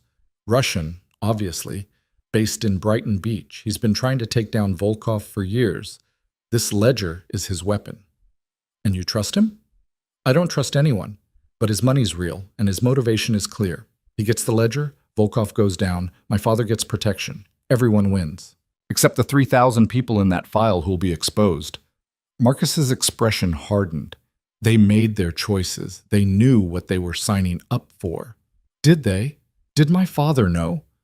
Lena couldn't look away from the screen, from her father's name repeated over and over. He was an accountant. Maybe he thought it was legitimate work. Maybe he didn't know until it was too late. Then he should have gone to the police. And end up like your father? In witness protection that apparently expires? Or like Adrian's father? Dead and cremated before anyone could ask questions. The silence in the storage unit was absolute. Outside, traffic hummed past. Inside, 3 people stared at a laptop full of terrible truths nobody wanted but couldn't ignore. Adrian finally broke the silence. "Make me a copy." "What?" "The drive. Copy everything. I want my own version before you hand it over to Russian mob bosses and hope for the best." Marcus hesitated. "That's not the deal." "The deal changed when Garrett put tracking devices on us and sent 6 guys to grab you at Grand Central. Make me a copy or I walk out of here and tell Volkov's people exactly where you are." "You wouldn't." "Try me." They stared at each other, tension thick enough to cut. Then Marcus pulled a blank drive from his pocket, started the transfer. It took 8 minutes. 8 minutes of watching a progress bar crawl across the screen while Lena tried to process everything she'd learned in the last hour. Her father had been a criminal, not a mastermind, probably not even willing, but complicit nonetheless. He'd taken money to hide money, and when he'd tried to stop, they'd killed him. Her entire childhood had been a lie built on blood money and fear. Her mother had known. Her sister had known. Everyone had known except her. The transfer completed. Marcus handed Adrian the copy. Happy? Not remotely, but it's a start. Adrian pocketed the drive. What now? Now Lena and I go meet Kozlov. You go back to Volkov and play dumb. Tell them you lost us in the crowd, that Marcus got away. They'll believe it because they want to believe it. Buys us time. And after Kozlov gets the ledger? After that, I don't care. I'll be on a plane to Costa Rica with or without. Marcus looked at Lena. Will you come with me? I know I don't deserve to ask. I know I've destroyed everything, but I'm asking anyway. Will you come? Lena looked at the passport still in her pocket, at the plane tickets and bank statements, at Marcus standing there looking desperate and damaged and nothing like the man she'd thought she loved. I don't know, she said honestly. That's not a no. It's not a yes either. Marcus nodded slowly. Fair. But I need an answer by tomorrow morning. That's when the flight leaves. And if I say no, then I go alone, and you'll never hear from me again. I'll disappear completely. Make sure Volkov can't use me to get to you. It's the least I can do. Adrian's phone buzzed. He checked it, swore. Garrett knows we're in Brooklyn. He's got teams sweeping the area. How much time? Marcus asked. Not enough. We need to split up. You take Lena, get somewhere safe. I'll lead them away. Why would you do that? Bull sob.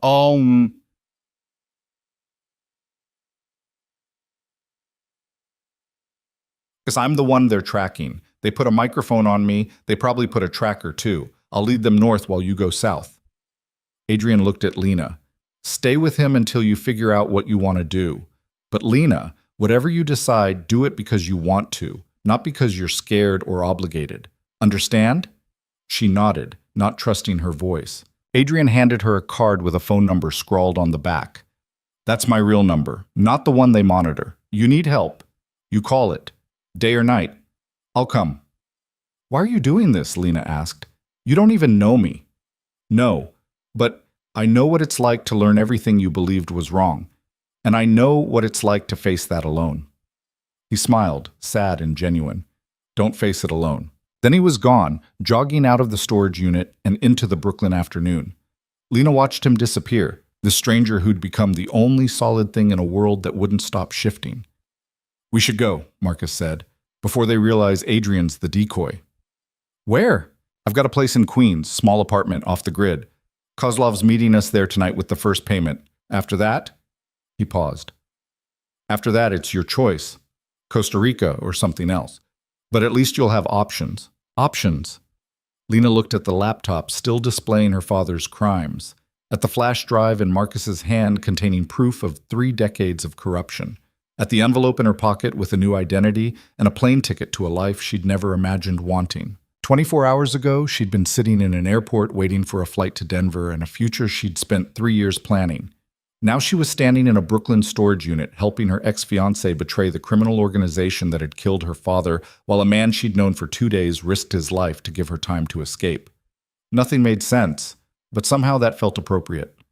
Okay, she said, let's go. Marcus's apartment in Queens was exactly what he'd promised. Small, forgettable, the kind of place landlords rented without asking questions as long as the cash came on time. 3rd floor walk-up, peeling paint in the hallway, a door that stuck when Marcus shouldered it open. Inside was barely furnished. A futon, a card table, 2 folding chairs, a kitchenette with a hot plate and a microwave that looked older than Lena. Home sweet home, Marcus said, dropping his bag by the door. It's not the plaza. No, it's not. Lena moved to the window, looked out at the street below. Cars parked bumper to bumper, a bodega on the corner with hand-painted signs, people walking past without looking up. Anonymous, safe, maybe. How long have you had this place? 3 weeks, since I copied the ledger. Figured I'd need somewhere Garrett couldn't find me. He pulled 2 bottles of water from a mini fridge, handed her one. You should sit, rest. Kozlov won't be here until 8. I don't want to rest. I want. She stopped, not sure what she wanted. Answers, maybe. Or for the last 3 days to rewind themselves into something that made sense. I want to know why you didn't just tell me. From the beginning. Why all the lies? Marcus sat on the futon, and suddenly he looked exhausted. Because I thought I could keep you separate. Keep you safe by keeping you ignorant. The organization has rules about families, about involving civilians. As long as you didn't know anything, they couldn't touch you. Except I was never separate. My father worked for them. They've been watching me my whole life. I didn't know that until 2 weeks ago. I swear, Lena, when we met, when I asked you out that first time, I had no idea about your father. You were just... He smiled, sad and genuine. You were just this woman at a coffee shop who laughed at my terrible jokes. That's all. And when did you find out? About my dad? When I opened the ledger, saw his name next to mine, next to my father's. I spent 3 days going through every transaction, every note, trying to understand what it meant. And then I realized you and I were never random. The organization doesn't believe in coincidence. They put us together. The words hit like cold water. What? Think about it. I joined the organization 8 years ago, fresh out of grad school, thinking I'm doing high-level consulting. They train me, promote me, give me more responsibility. Then 3 years ago, they suggest I take a break, enjoy life a little. One of my handlers mentions a coffee shop in your neighborhood, says it's got great espresso. So I go, and there you are. Lena's hands started shaking. She set down the water bottle before she could drop it. You're saying they orchestrated us meeting, our entire relationship? I'm saying they put us in proximity and let nature take its course. Maybe they thought you'd be useful someday. Maybe they just wanted insurance, another Carter under their thumb. I don't know. But Lena, what happened after that first meeting? That was real. Me falling for you, us building a life together, all of it. That wasn't them. That was us. How do I believe that? How do I believe anything you say? You don't. Not yet.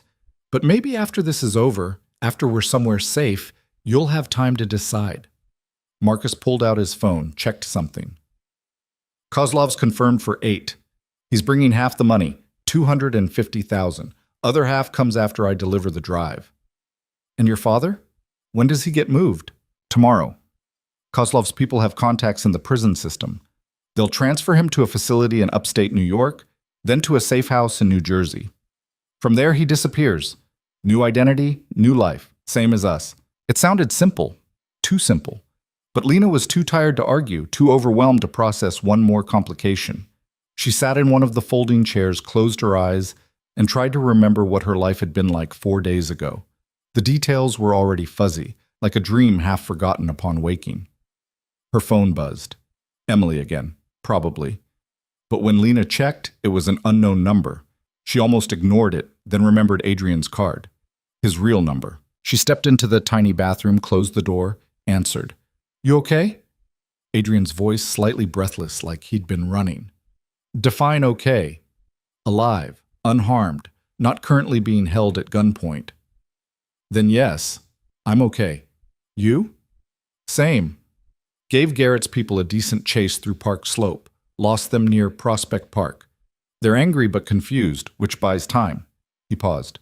You're with Chen? Yes. And you believe him? About the ledger, about Kozlov. All of it? Lena glanced at the closed bathroom door. Marcus was on the other side, close enough to hear if she spoke too loudly. I don't know what I believe anymore, but the ledger's real. I saw my father's name, saw yours too. I'm sorry. Don't be. I needed to see it, needed to know. Adrian's voice went quieter. Listen, I've been making calls. The copy Chen gave me, I sent pieces of it to people I trust, journalists, prosecutors, people who can actually do something with it.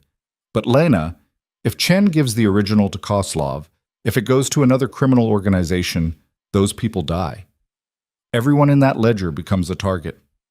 Marcus says Kozlov just wants to take down Volkov, that he's not interested in the others. And you believe that? Criminals promise lots of things. They deliver when it's convenient. What am I supposed to do? Marcus is trying to save his father. I know, and that's noble, I guess. But his father made choices, same as mine, same as yours. At some point, we can't keep sacrificing the present to fix the past. Adrian sighed. I'm not telling you what to do. I'm just saying, be careful. Kozlov's not a hero. He's just another version of Volkov wearing a different suit. Then what's the right answer? What should I do? Survive. That's the only answer that matters. Survive and figure out the rest later. They talked for a few more minutes, Adrian filling her in on Garrett's movements, on the organization's response to the missing ledger. It was bad. Volkov himself was flying in from Moscow, expected to land by midnight. When Volkov arrived, the rules changed. Mistakes stopped being tolerated. People started disappearing. I should go, Lena said. Marcus is expecting Kozlov soon. Call me after. Let me know you're safe. I will. She hung up, stared at herself in the bathroom mirror. The woman looking back was a stranger, hair tangled, mascara smudged, wearing yesterday's clothes and a Kevlar jacket that weighed her down like shame.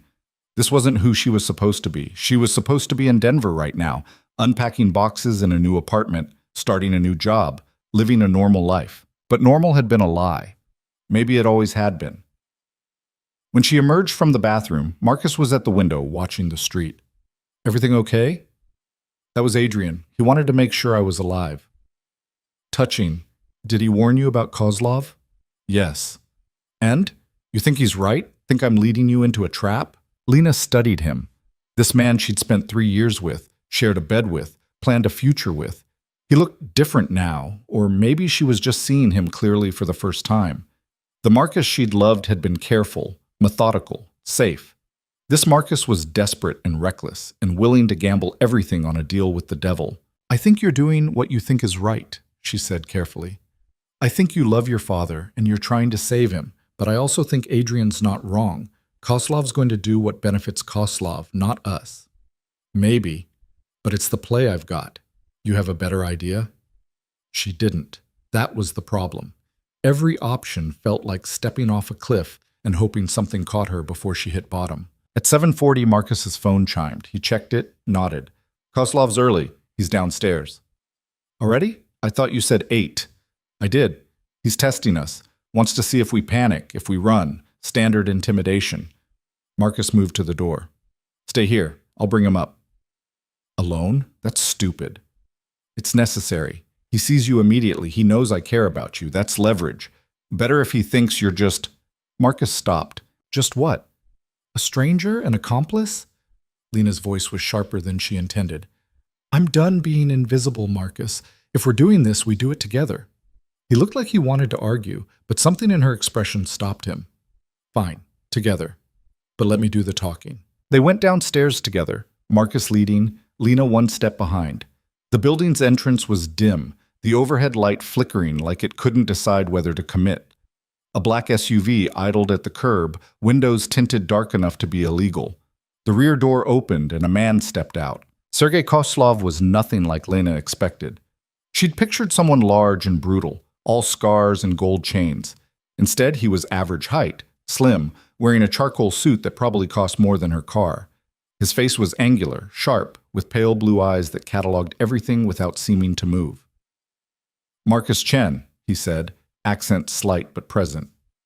You're early. You're earlier. Or, I am curious, man. Sue me. Kozlov's gaze shifted to Lena. And this is the girlfriend, yes? The one who confirms authenticity. Lena Carter, she said before Marcus could answer. David Carter's daughter. Ah. The accountant who grew conscience. A tragic story. Kozlov gestured to the SUV. We should not conduct business in street. Come. We drive, we talk. We make arrangement. We can talk upstairs, Marcus said. Upstairs is small box with one exit. I am not fan of boxes. Car is better. More mobile. More private. Kozlov smiled, and it didn't reach his eyes. You worry I will kidnap pretty girlfriend? Please. If I wanted that, I would have done already. This is negotiation, not abduction. Marcus glanced at Lena. She could see him calculating odds, measuring risks. Finally, he nodded. 10 minutes. We drive around the block, talk, come back. As you wish. They climbed into the SUV. Inside was leather and new car smell, and a driver who didn't turn around or acknowledge their presence. Kozlov sat across from them, separated by enough space to be polite but close enough to be threatening. The car pulled away from the curb, smooth and silent. So, Kozlov said, pulling an envelope from his jacket. As promised. Half now, half on delivery. You may count if you wish, but I assure you it is correct amount. Marcus took the envelope, thumbed through it without really counting. Banded stacks of hundreds, clean and crisp. $250,000 in cash, sitting on his lap like it was normal. Where's the ledger? Kozlov asked. Safe. You get it when my father is moved. Ah, yes. The father. James Chen, currently residing in Allenwood Federal Correctional. Very sad situation, very dangerous. Kozlov leaned back, studying them. You know what happens to informants in prison, yes?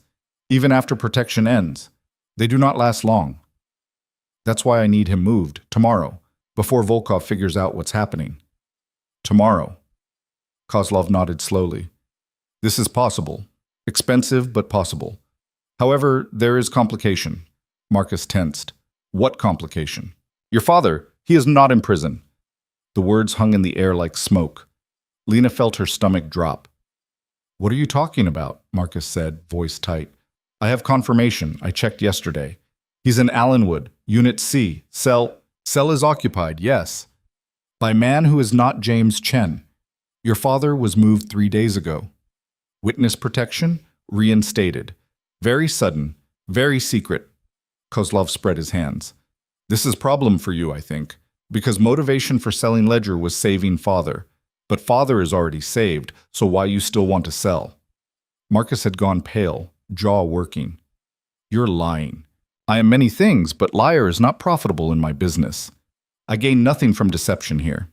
Your father is safe, probably in Minnesota or Idaho or somewhere equally boring, which means... Kozlov's eyes sharpened. Which means you have different reason for betraying Volkov. What is reason, Marcus Chen? That's none of your business. Ah, but it is, because I am paying large sum for document, and I must know motivations of seller. Otherwise, how do I know you do not also sell to Volkov? How do I know this is not trap? It's not a trap. I just want out. That's it. The organization, this life, all of it. I want out, and the ledger is my exit fee. Kozlov studied him for a long moment. You are lying. Not about wanting out, that part is true, but about reason. There is something else, something... His gaze shifted to Lena. Something involving her. Leave her out of this, Marcus said. But she is already in this. Daughter of dead accountant, girlfriend of trader, sitting in my car with envelope full of money. She is very much in this. Kozlov leaned forward. Tell me, Lena Carter, why does your boyfriend betray organization that controls his life? What is true reason? Lena met his gaze, saw the calculation behind those pale eyes. He was testing them, pushing to see where they'd break. And if they broke wrong, they'd never leave this car alive. Because they killed my father, she said quietly. And they'll kill Marcus too eventually. He's trying to get out before that happens. That's the reason. That's the only reason. Kozlov considered this. Simple. Perhaps too simple. But I will accept for now. He gestured to the driver. The SUV made a turn heading back toward Marcus's building. Tomorrow night, 8 o'clock. Brighton Beach. Restaurant called Primorsky. You bring ledger, I bring remaining money and proof of your safe passage. We make exchange, you disappear, everyone is happy. What about tonight? Marcus asked. You said half now. This is half. Kozlov gestured to the envelope. Other half comes with ledger. These are terms. You do not like terms, you return money and we forget arrangement. Otherwise, tomorrow, 8 o'clock.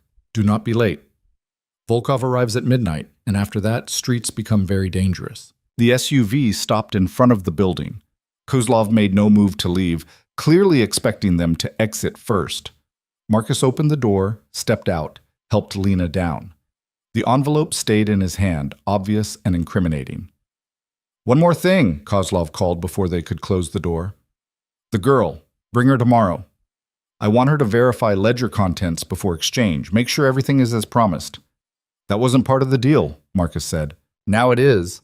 She comes, or there is no deal. Kozlov's expression didn't change. Do we understand each other? Marcus's hand tightened on the envelope. Yeah, we understand. The door closed.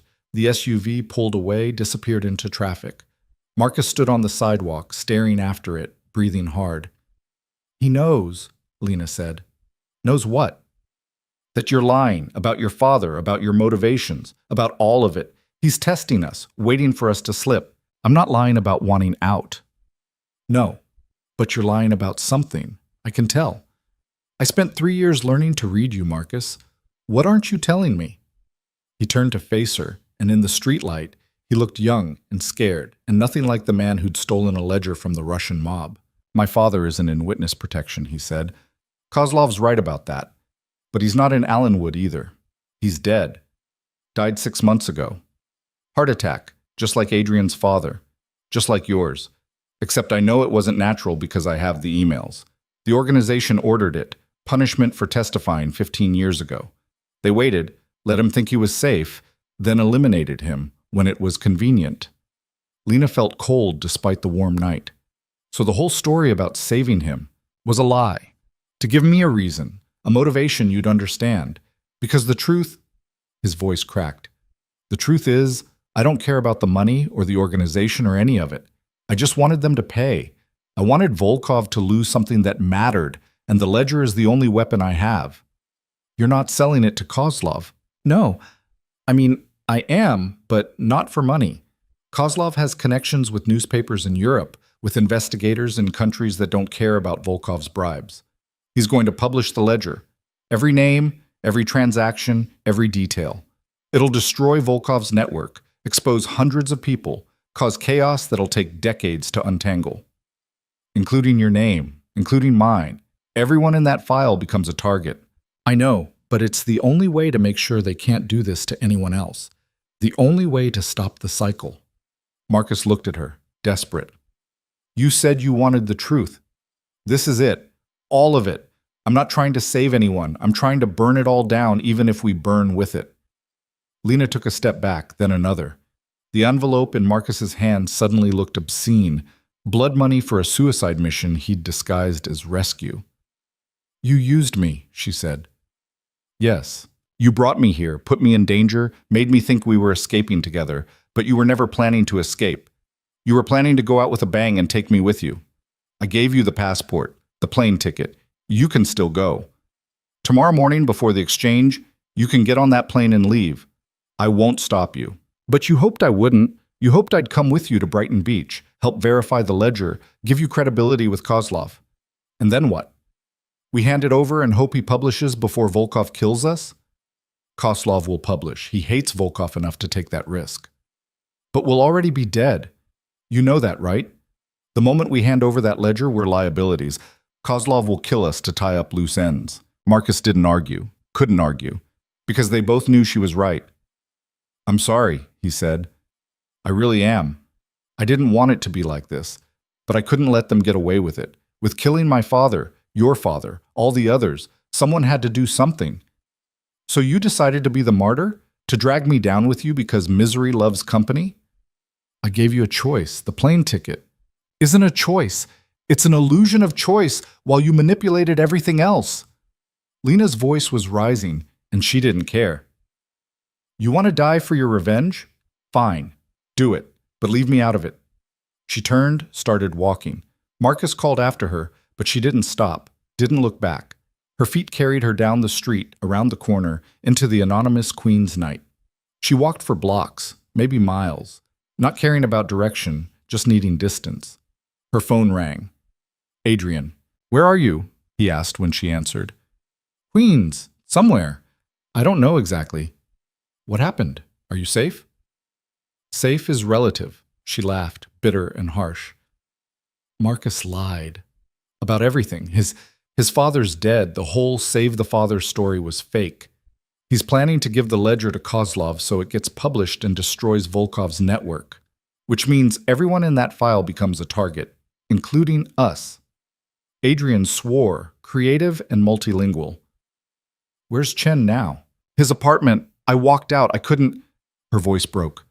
I can't do this anymore. I can't be part of whatever suicide mission he's planning. Good. Don't be. Where are you? I'll come get you. She looked around, found a street sign. 37th and Broadway, I think. There's a diner. Stay there. Stay visible. Stay around people. I'll be there in 20 minutes. He made it in 15. The black car pulled up, and Adrian jumped out before it fully stopped. He looked different, rumpled, tired, with a cut above his eyebrow that hadn't been there earlier. "What happened to you?" Lena asked. "Garrett's guys got closer than I wanted. Had to persuade them to back off." He guided her into the car, slid in beside her. "You okay?" "No, nothing about this is okay. Nothing about this, I know. But you're alive, which is better than the alternative." Adrian pulled out his phone, made a call. "Yeah, it's me. Chen's going through with it. Kozlov, tomorrow night, Brighton Beach." "Yeah, I know. I'll handle it." He hung up, looked at Lena. "That was a friend at the FBI. They're going to raid the exchange. Grab the ledger before Kozlov can publish it. Arrest everyone involved. Put it into evidence where it can't hurt anyone." "Won't that just bury it? Let Volkov win?" "No, because I already sent copies to people who can use it properly. Prosecutors building RICO cases, financial investigators, watchdog organizations. They'll use what they need, protect the people who deserve protecting, and go after the ones who deserve consequences. It'll take time, but it'll be thorough, better than Kozlov's scorched earth approach." Lena wanted to believe him, wanted to trust that someone could fix this mess without everyone dying, but she'd stopped trusting easy answers 3 days ago. "What about Marcus?" she asked. "Marcus made his choices. If he shows up tomorrow with the ledger, he gets arrested. If he runs, he spends the rest of his life looking over his shoulder. Either way, he's done." "He thinks he's being noble, avenging his father. Maybe he is. Doesn't make him less dangerous. Grief makes people stupid, makes them think revenge is the same as justice." Adrian's expression softened. "You loved him. I get that. But the Marcus you loved doesn't exist anymore. Maybe he never did." The car drove through the night, leaving Queens behind, heading back to Manhattan. Lena watched the city pass, millions of lights representing millions of lives, most of them normal and boring and safe. She'd been one of them once. Maybe she could be again. "Where are we going?" she asked. "Somewhere Garrett can't find us. Somewhere Kozlov doesn't know about. Somewhere safe." Adrian glanced at her. "Unless you want something different, you've got that plane ticket. Costa Rica tomorrow morning. You could still use it." "Alone?" "Alone, but alive and free. Sometimes that's enough." Lena pulled out the passport Marcus had given her. Sarah Mitchell, according to the fake documents. Born in Ohio, no criminal history, no connection to any of this. She could become Sarah Mitchell, could get on that plane, land in a country that didn't extradite, and start over for real. Or she could stay. See this through to whatever ending it reached. Bear witness to what her father had been involved in, what Marcus was trying to destroy, what Adrian was trying to preserve. "I don't know what to do," she said quietly. "Then don't decide tonight. Sleep on it. Tomorrow morning you'll have clarity, or at least more information." Adrian's phone buzzed. He checked it, frowned. "Garrett's putting out feelers, looking for both of us now. Volkov's plane lands in 3 hours." "What happens when he gets here?" "Nothing good. Volkov doesn't do subtle. He'll tear the city apart looking for the ledger, and he won't care who gets hurt in the process." Adrian leaned forward, said something to the driver in Russian. The car changed direction. "Change of plans. We're not staying in the city. Too exposed." "Where then?" "Upstate. I've got a place near the Hudson. Off the grid, literally. No internet, no cell service, no way to track us.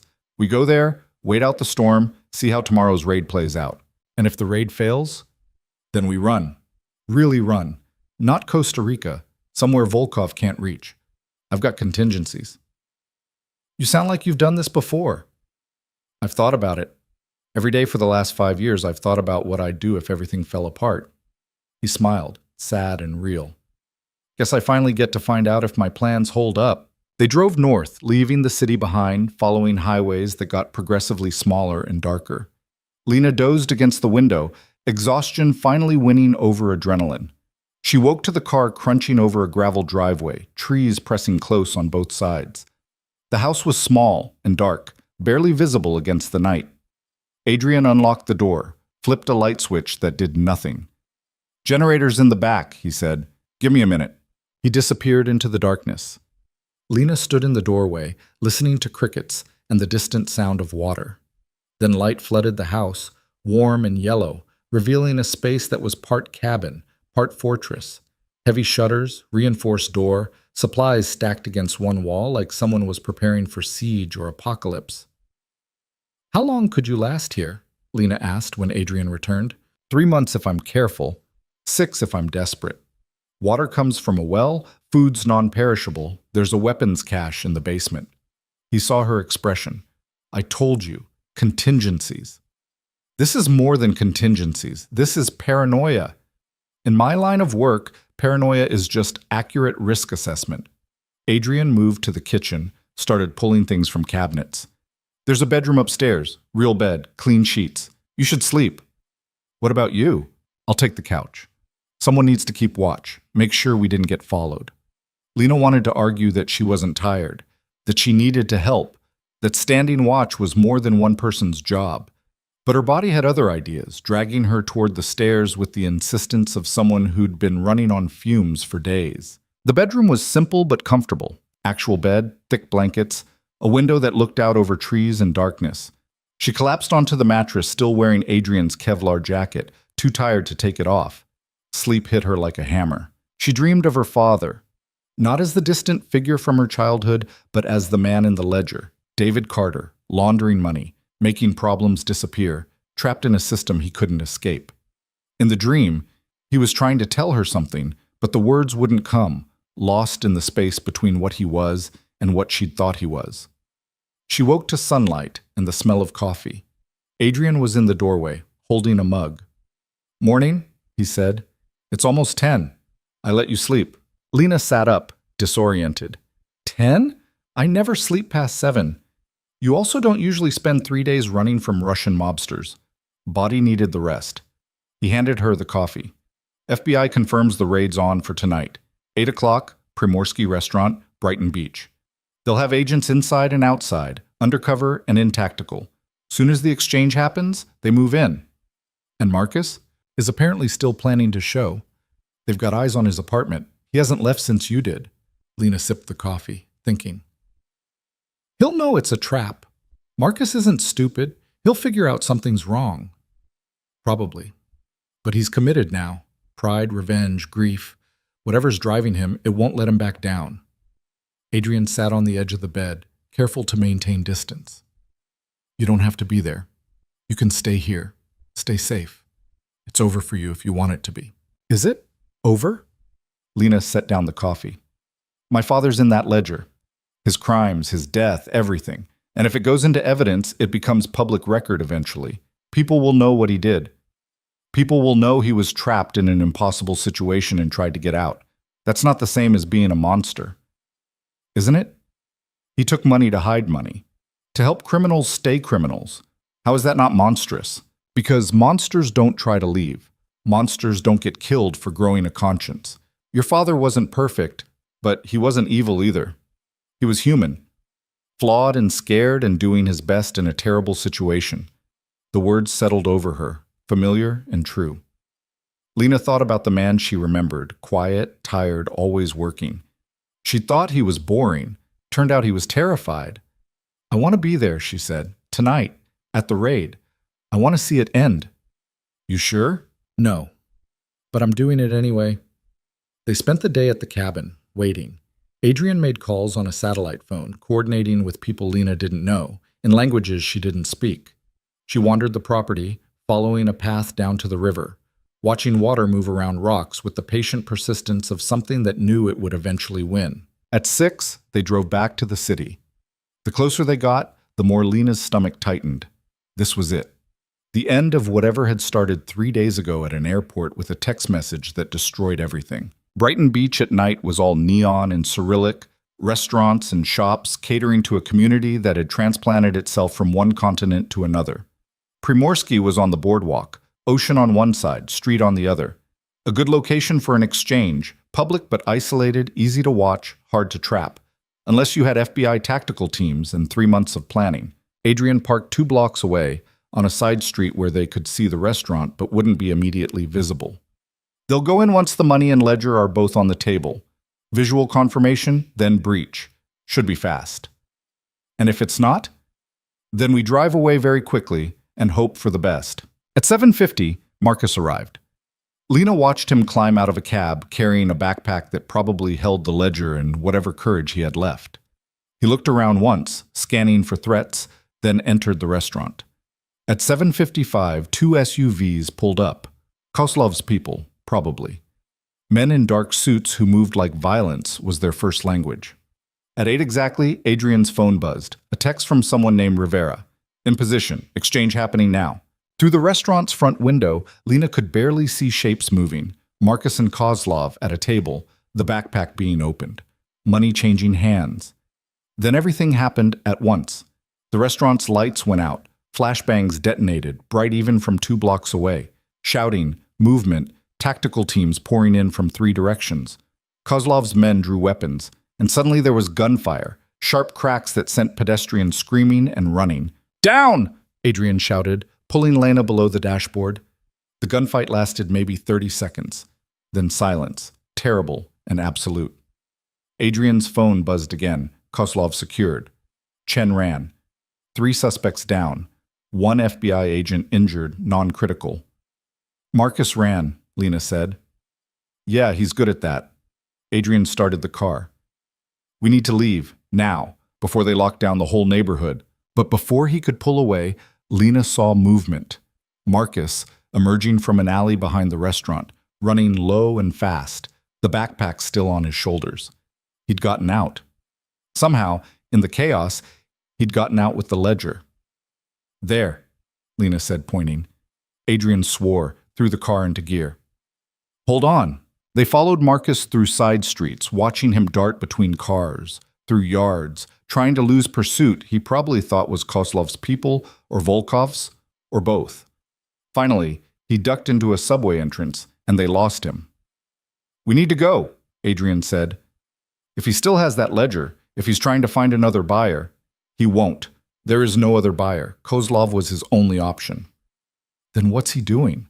Lena pulled out her phone, looked at the tickets Marcus had given her. Costa Rica, 6 a.m. departure from JFK. Both tickets, both names. He's going to the airport, she said.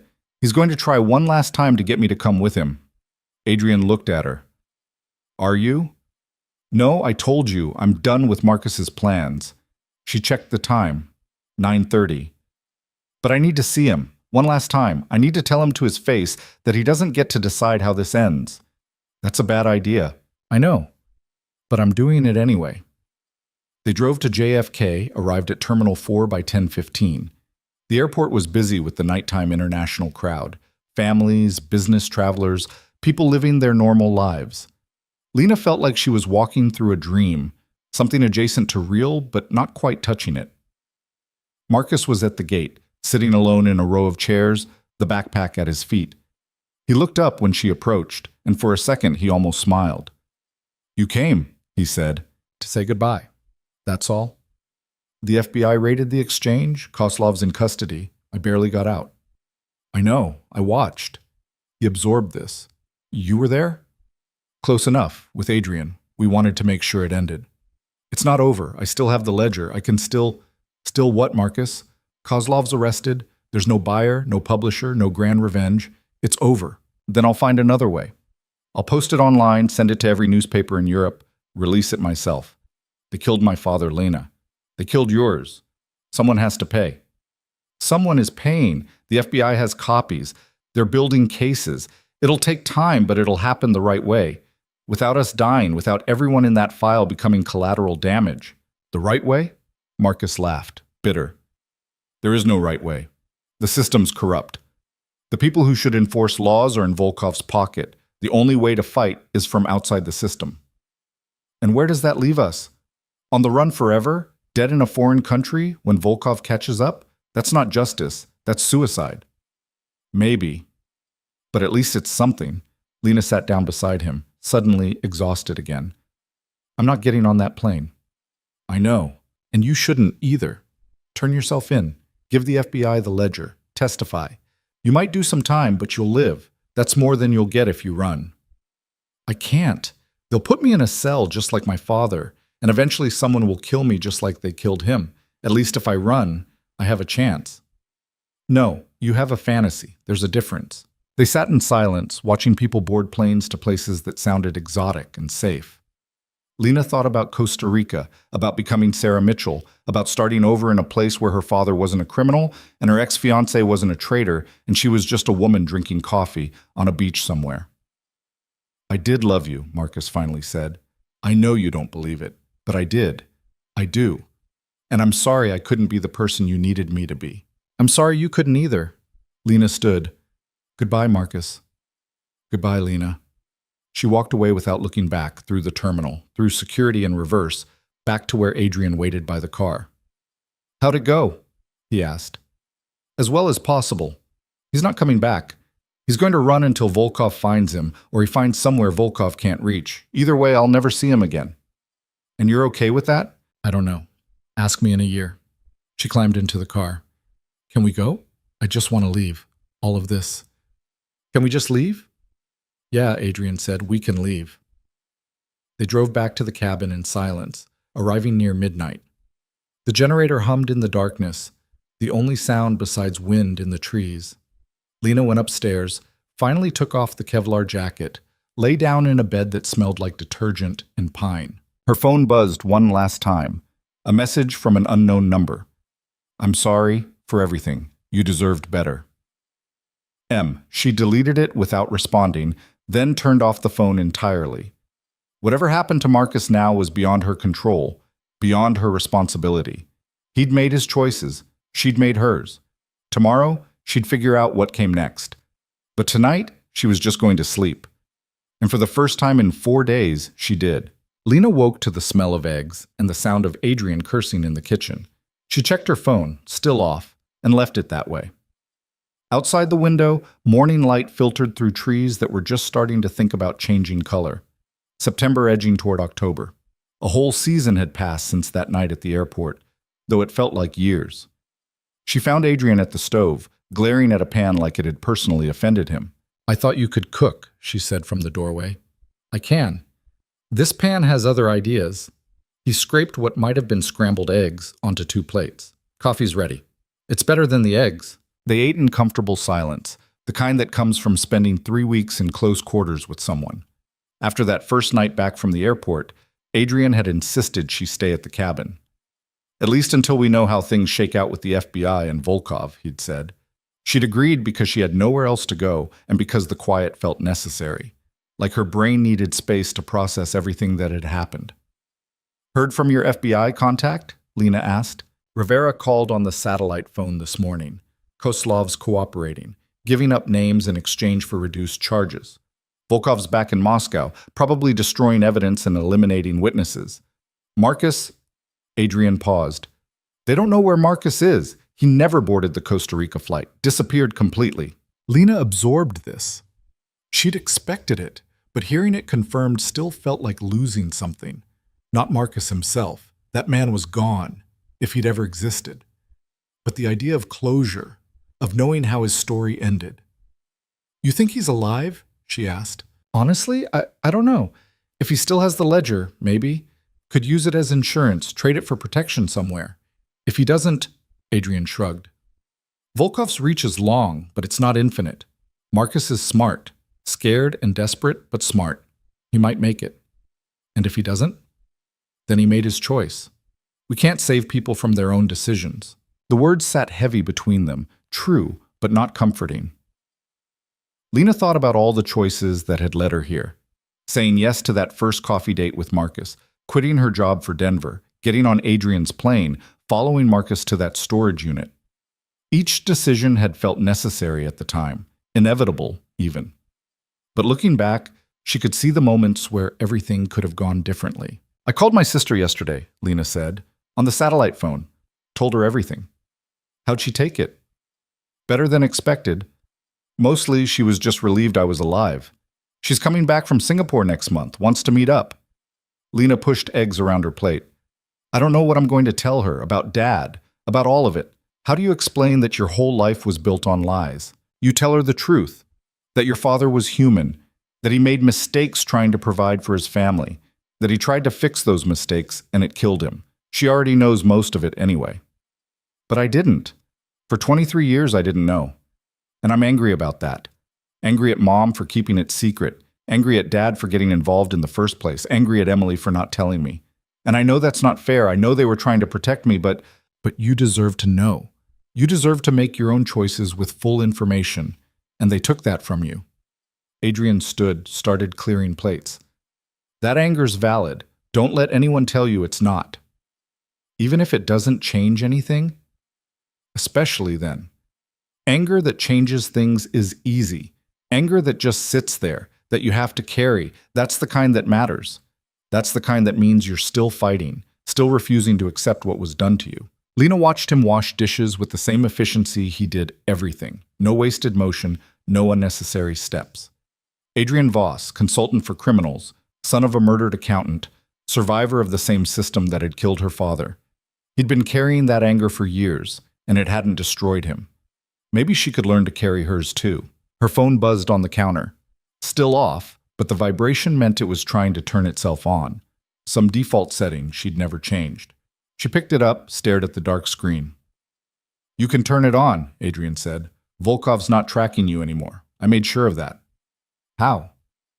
"Had some friends in tech wipe your digital footprint. New phone number, new accounts, everything. As far as the organization's concerned, Lena Carter fell off the map 3 weeks ago." "Is that even legal?" "Probably not, but neither is laundering money for the Russian mob, and they managed fine for 30 years. He dried his hands, leaned against the counter. "Point is, you're safe.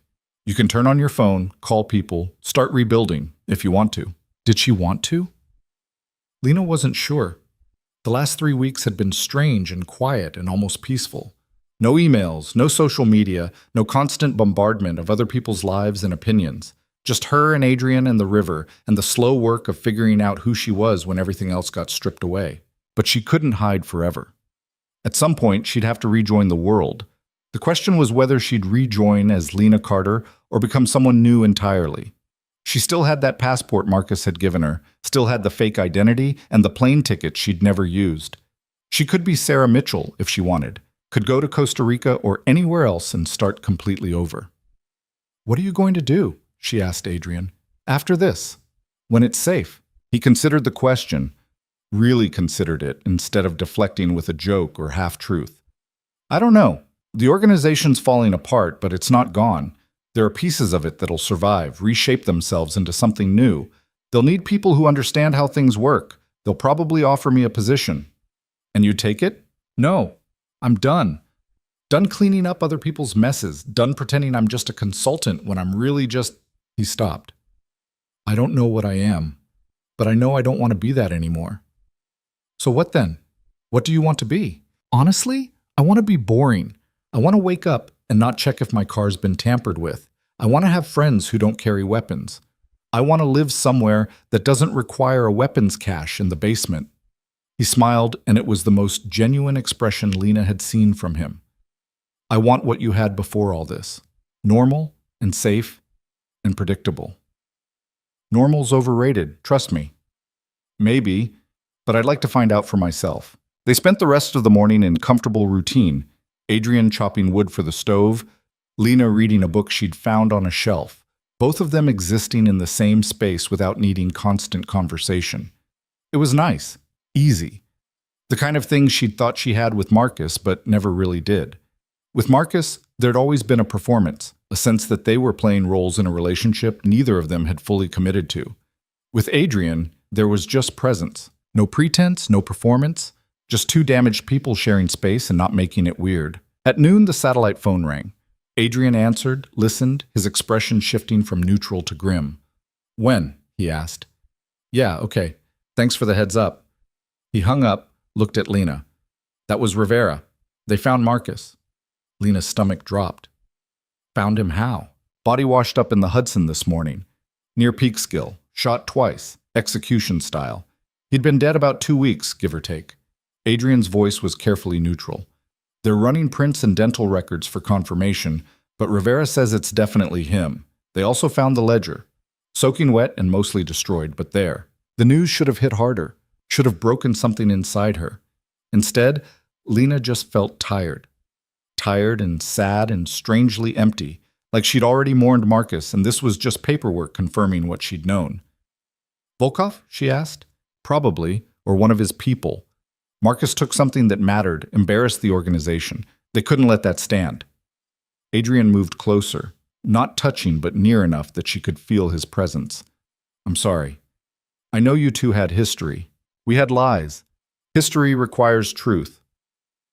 Lena sat down on the couch, suddenly unable to stand. I should feel worse about this. I loved him, or thought I did, but all I feel is relief, that it's over, that I know what happened, that I don't have to wonder anymore. What does that make me? Human. You feel what you feel. There's no right way to grieve someone who hurt you. He was trying to make it right at the end, trying to fix what his father couldn't, what my father couldn't. That has to count for something. It counts for intention. But intention doesn't erase consequence. Marcus made choices that got him killed. That's on him, not you. Lena wanted to argue, wanted to defend Marcus one last time, but Adrian was right. Marcus had chosen revenge over safety, martyrdom over survival, and that choice had killed him just as surely as Volkov's bullet. The FBI wants to talk to you, Adrian continued, about Marcus, about the ledger, about everything you know. Rivera says it's voluntary, that you're not in trouble, but I should probably cooperate if I want them to stop looking at me. Yeah. When? Whenever you're ready. They can come here or you can go to the city, your choice. Lena thought about it. The cabin had been a refuge, a place to hide while the world sorted itself out. But hiding couldn't last forever. At some point, she'd have to face consequences, answer questions, explain how she'd ended up in the middle of a mob war. Tomorrow, she said. I'll talk to them tomorrow. But here, I'm not ready to go back to the city yet. Fair enough. I'll set it up. That night, Lena stood on the cabin's small porch, watching stars appear as the sky darkened. The air smelled like pine and river water and the specific crispness that meant autumn was winning its slow war against summer. She'd spent most of her life in cities where stars were suggestions rather than realities. Out here, they were overwhelming, thousands of them, maybe millions, all that light traveling years to reach her eyes. Adrian joined her, handed her a beer from the ancient fridge. You okay? He asked. Define okay. Alive, not actively bleeding, not planning to do anything stupid. Then yes, I'm okay. She took a sip of the beer. It was cheap and cold and perfect. Can I ask you something? Depends on the question. That night at the airport, when you offered me the plane to New York, did you really have no idea who I was? That Marcus was my fiancé? That my father worked for Volkov? Adrian was quiet for a long moment, staring out at the darkness. I didn't know about your father. That part's true. But Marcus, he sighed. I knew someone named Marcus Chen had gone rogue. I knew he'd taken something important. And when I saw you sitting there, saw the text message on your phone while you were looking at the departures board, I recognized his number. It's listed in the organization's directory. So you knew. I knew Marcus had just destroyed someone's life via text, yes. I didn't know that someone was you specifically, didn't know your name or history. But I knew you were connected to a problem I was supposed to solve. He turned to look at her. And I thought, maybe if I kept you close, I could figure out what Marcus was planning. Use you as leverage or bait or insurance. That's why I invited you to New York. That's the truth. Lena absorbed this. But you didn't. Use me. No. Because somewhere between the airport and that warehouse in Brooklyn, I realized you weren't leverage. You were just someone who got dealt a bad hand and was trying to play it anyway. And I thought, he stopped. I thought maybe I could help you play it better. Not for the organization, for you.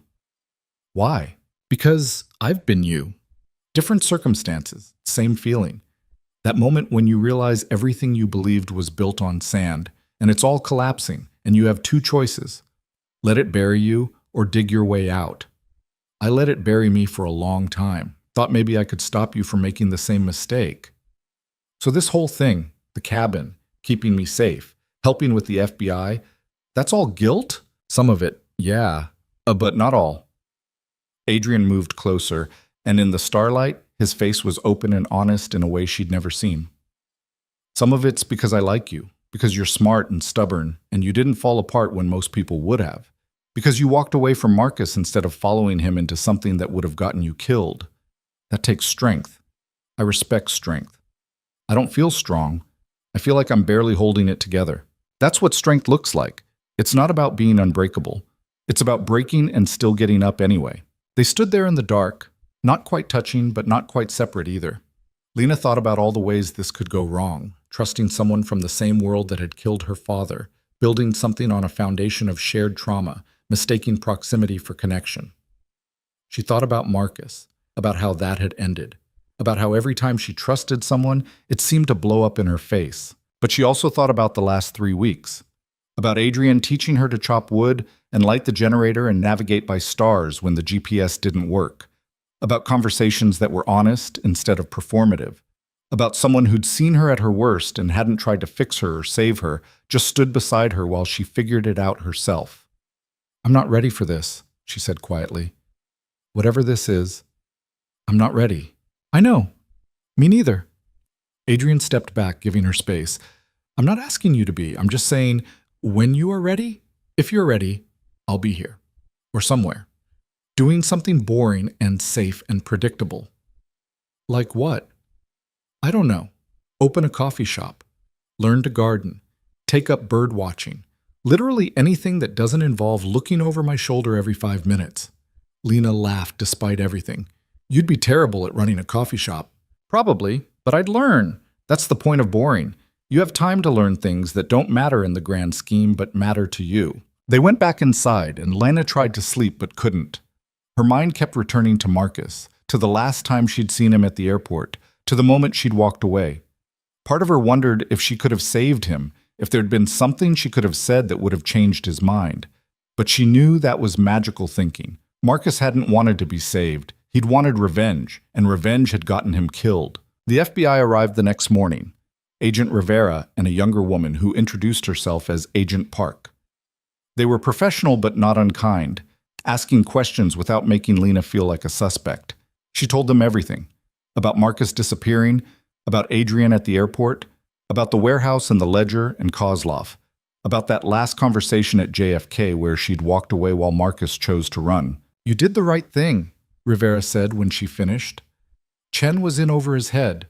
Nothing you said or did would have changed that." "Doesn't make it feel better." "No, it doesn't, but it's still true." Rivera closed his notebook. "For what it's worth, you're not in any trouble. You were a civilian caught in something you didn't understand.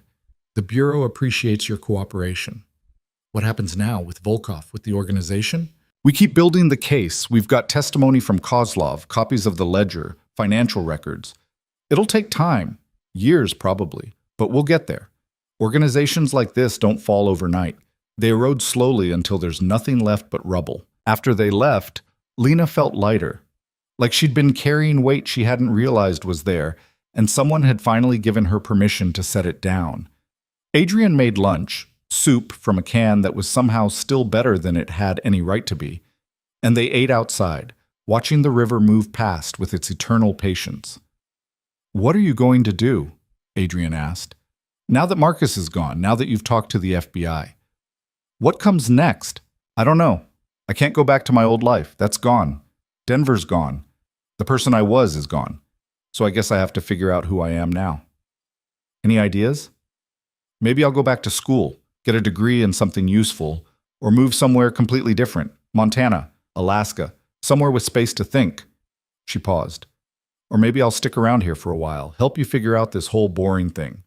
"Yeah? Yeah, I mean, someone needs to make sure you don't poison yourself with questionable cooking. Might as well be me."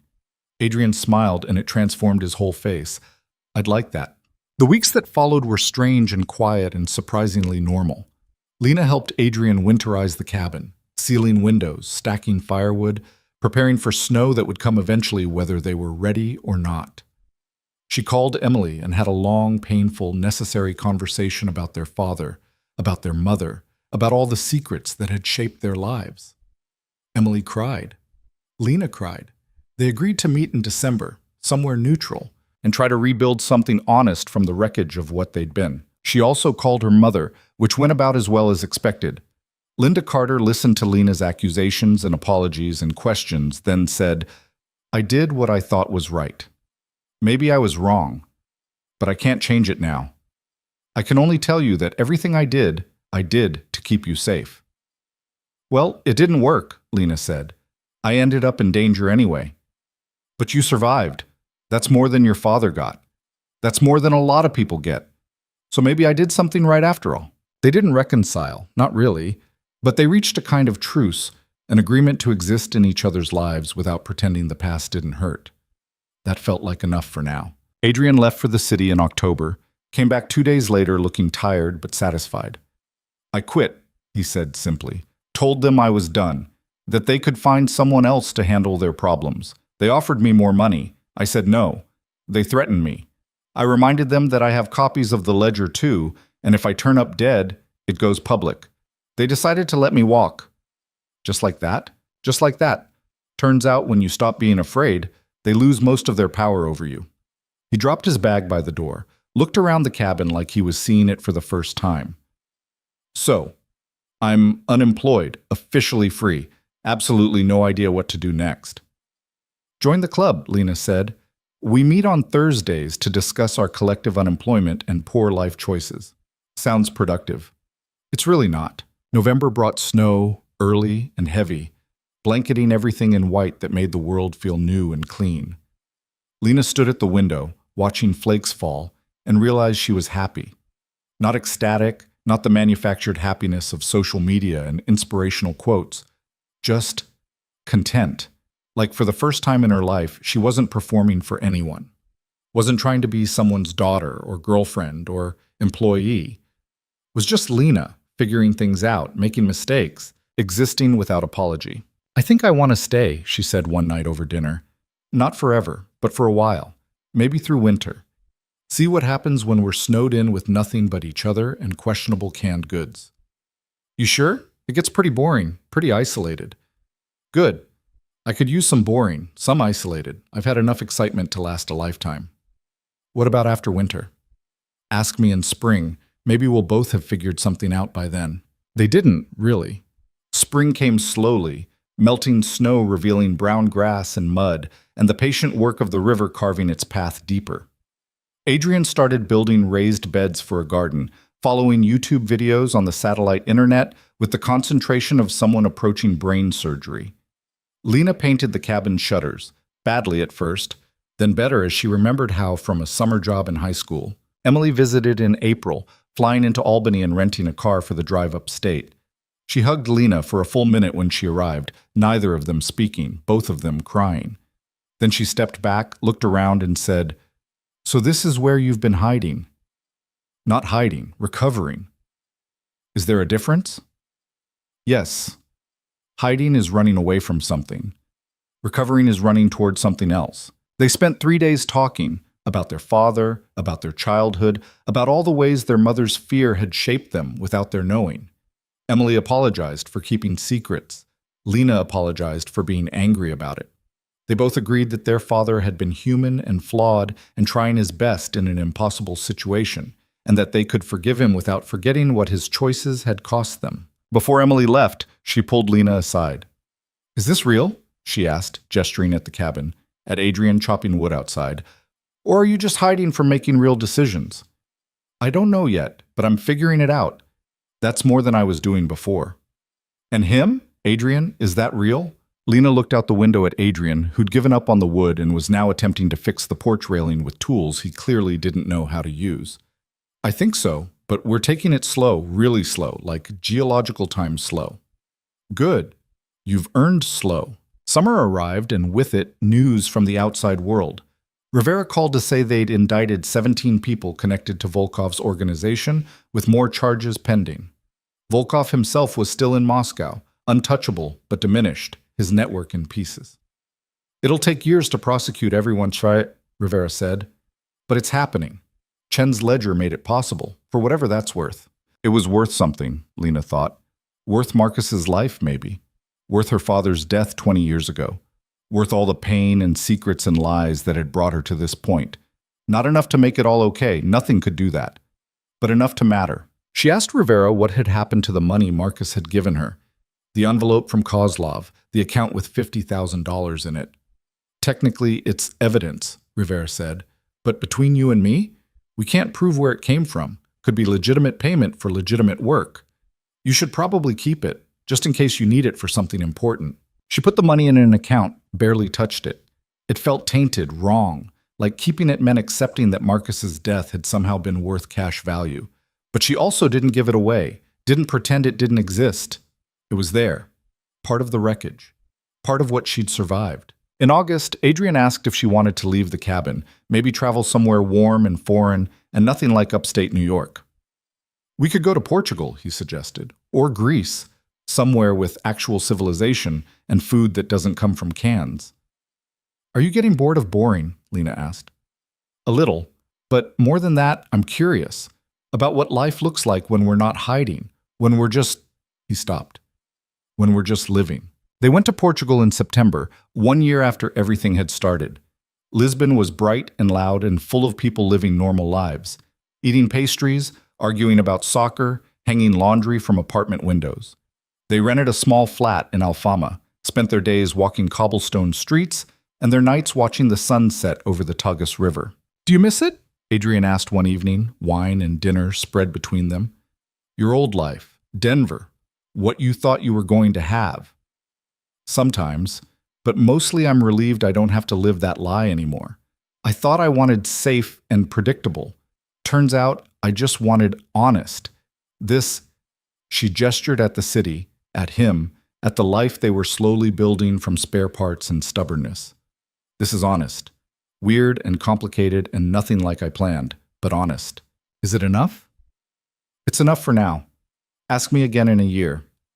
They stayed in Lisbon for 3 months, then moved to a small town in the Algarve, where Adrian rented a house with a garden he immediately began destroying through enthusiastic incompetence. Lena got a job teaching English to local kids, not because they needed the money, but because she needed something to do that wasn't survival. Just normal work, normal days, normal problems like lesson plans and verb conjugations. She still thought about Marcus sometimes, about the man she'd loved and the man he'd actually been, and the gap between those two realities. She thought about her father, about David Carter trying to escape a world that wouldn't let him go. She thought about all the people in that ledger, the ones who'd survived and the ones who hadn't, and wondered what they would have chosen if they'd known the cost up front. But mostly she thought about the future, about what came next, about who she wanted to become now that she had the freedom to choose. She thought about Emily, about rebuilding that relationship into something stronger than secrets and fear. She thought about her mother, about whether forgiveness was possible or even necessary. She thought about Adrian, about whether what they had was love or just shared trauma or something in between. And she decided it didn't matter what it was called, it worked. They worked. Two broken people who'd found each other at the worst possible time and somehow managed not to make it worse. That felt like enough. That felt like everything. 1 year after leaving New York, Lena stood on a beach in southern Portugal, watching waves roll in with the same patient persistence as the river back at the cabin. Adrian was behind her somewhere, probably burning whatever he was trying to grill. The sun was setting, painting the sky in colors that didn't have names. Her phone buzzed. Emily, sending a photo of her new apartment in London, where she'd relocated after Singapore. The message said, "Settled, finally. Come visit?" Lena typed back, "Soon, promise." Another message appeared, this one from Rivera. "Volkov indicted, extradition pending. Thought you'd want to know." She stared at the message for a long moment, then deleted it. She didn't need to know, didn't need to follow the case, track the trial, watch justice happen in real time. That part of her life was over. Whatever happened to Volkov, whatever happened to the remnants of his organization, it didn't touch her anymore. She'd survived. She'd escaped. She'd built something new from the wreckage. That was enough. Adrian appeared at her elbow, holding 2 plates of food that was only slightly charred. "Success," he announced. "Mostly, there may have been a small fire." Define small. Contained, manageable, not requiring emergency services. That's your definition of success? These days? Yeah. Success is not making things worse. Everything else is bonus. He handed her a plate. "You okay?" "Yeah, I'm okay." And for the first time in a long time, it wasn't a lie or a half-truth or a performance. She was okay. Not perfect, not healed, not fixed, just okay. Just surviving and figuring it out and building something that felt like a life. "Good," Adrian said. Because I was thinking maybe we stay here, not forever, but for a while. See what happens when we stop running. I thought that's what we've been doing. No, we've been recovering. There's a difference. Recovery is about surviving what happened. Living is about choosing what comes next. Lena looked at him, at this man who'd dragged her into hell and helped her climb back out, who'd been honest even when honesty was hard, who'd stood beside her without trying to fix her or save her or make her into something she wasn't. Okay, she said, let's stay. Let's see what happens when we stop running and start living. They ate dinner on the beach as the sun finished setting, talking about nothing important. The garden, the weather, whether they should get a dog. Normal conversation, boring and mundane and perfect. Lena thought about the woman she'd been a year ago, sitting in an airport at midnight, watching her life collapse around her. That woman would never have believed this was possible. Peace after chaos, honest connection after betrayal, a future after everything had been destroyed. But here it was anyway. Imperfect and strange and nothing like she'd planned. Better than she'd planned, maybe. Because it was real. Because she'd chosen it. Because for the first time in her life, she wasn't living according to someone else's script or expectations or lies. She was just living. And that, she realized, was what her father had died trying to achieve. What Marcus had destroyed himself chasing. What Adrian had spent years building toward. The simple, radical act of living honestly, of choosing your own path, of refusing to let fear or guilt or obligation write your story. It wasn't revenge. It wasn't justice. It wasn't even closure, really. But it was freedom. And in the end, that was enough.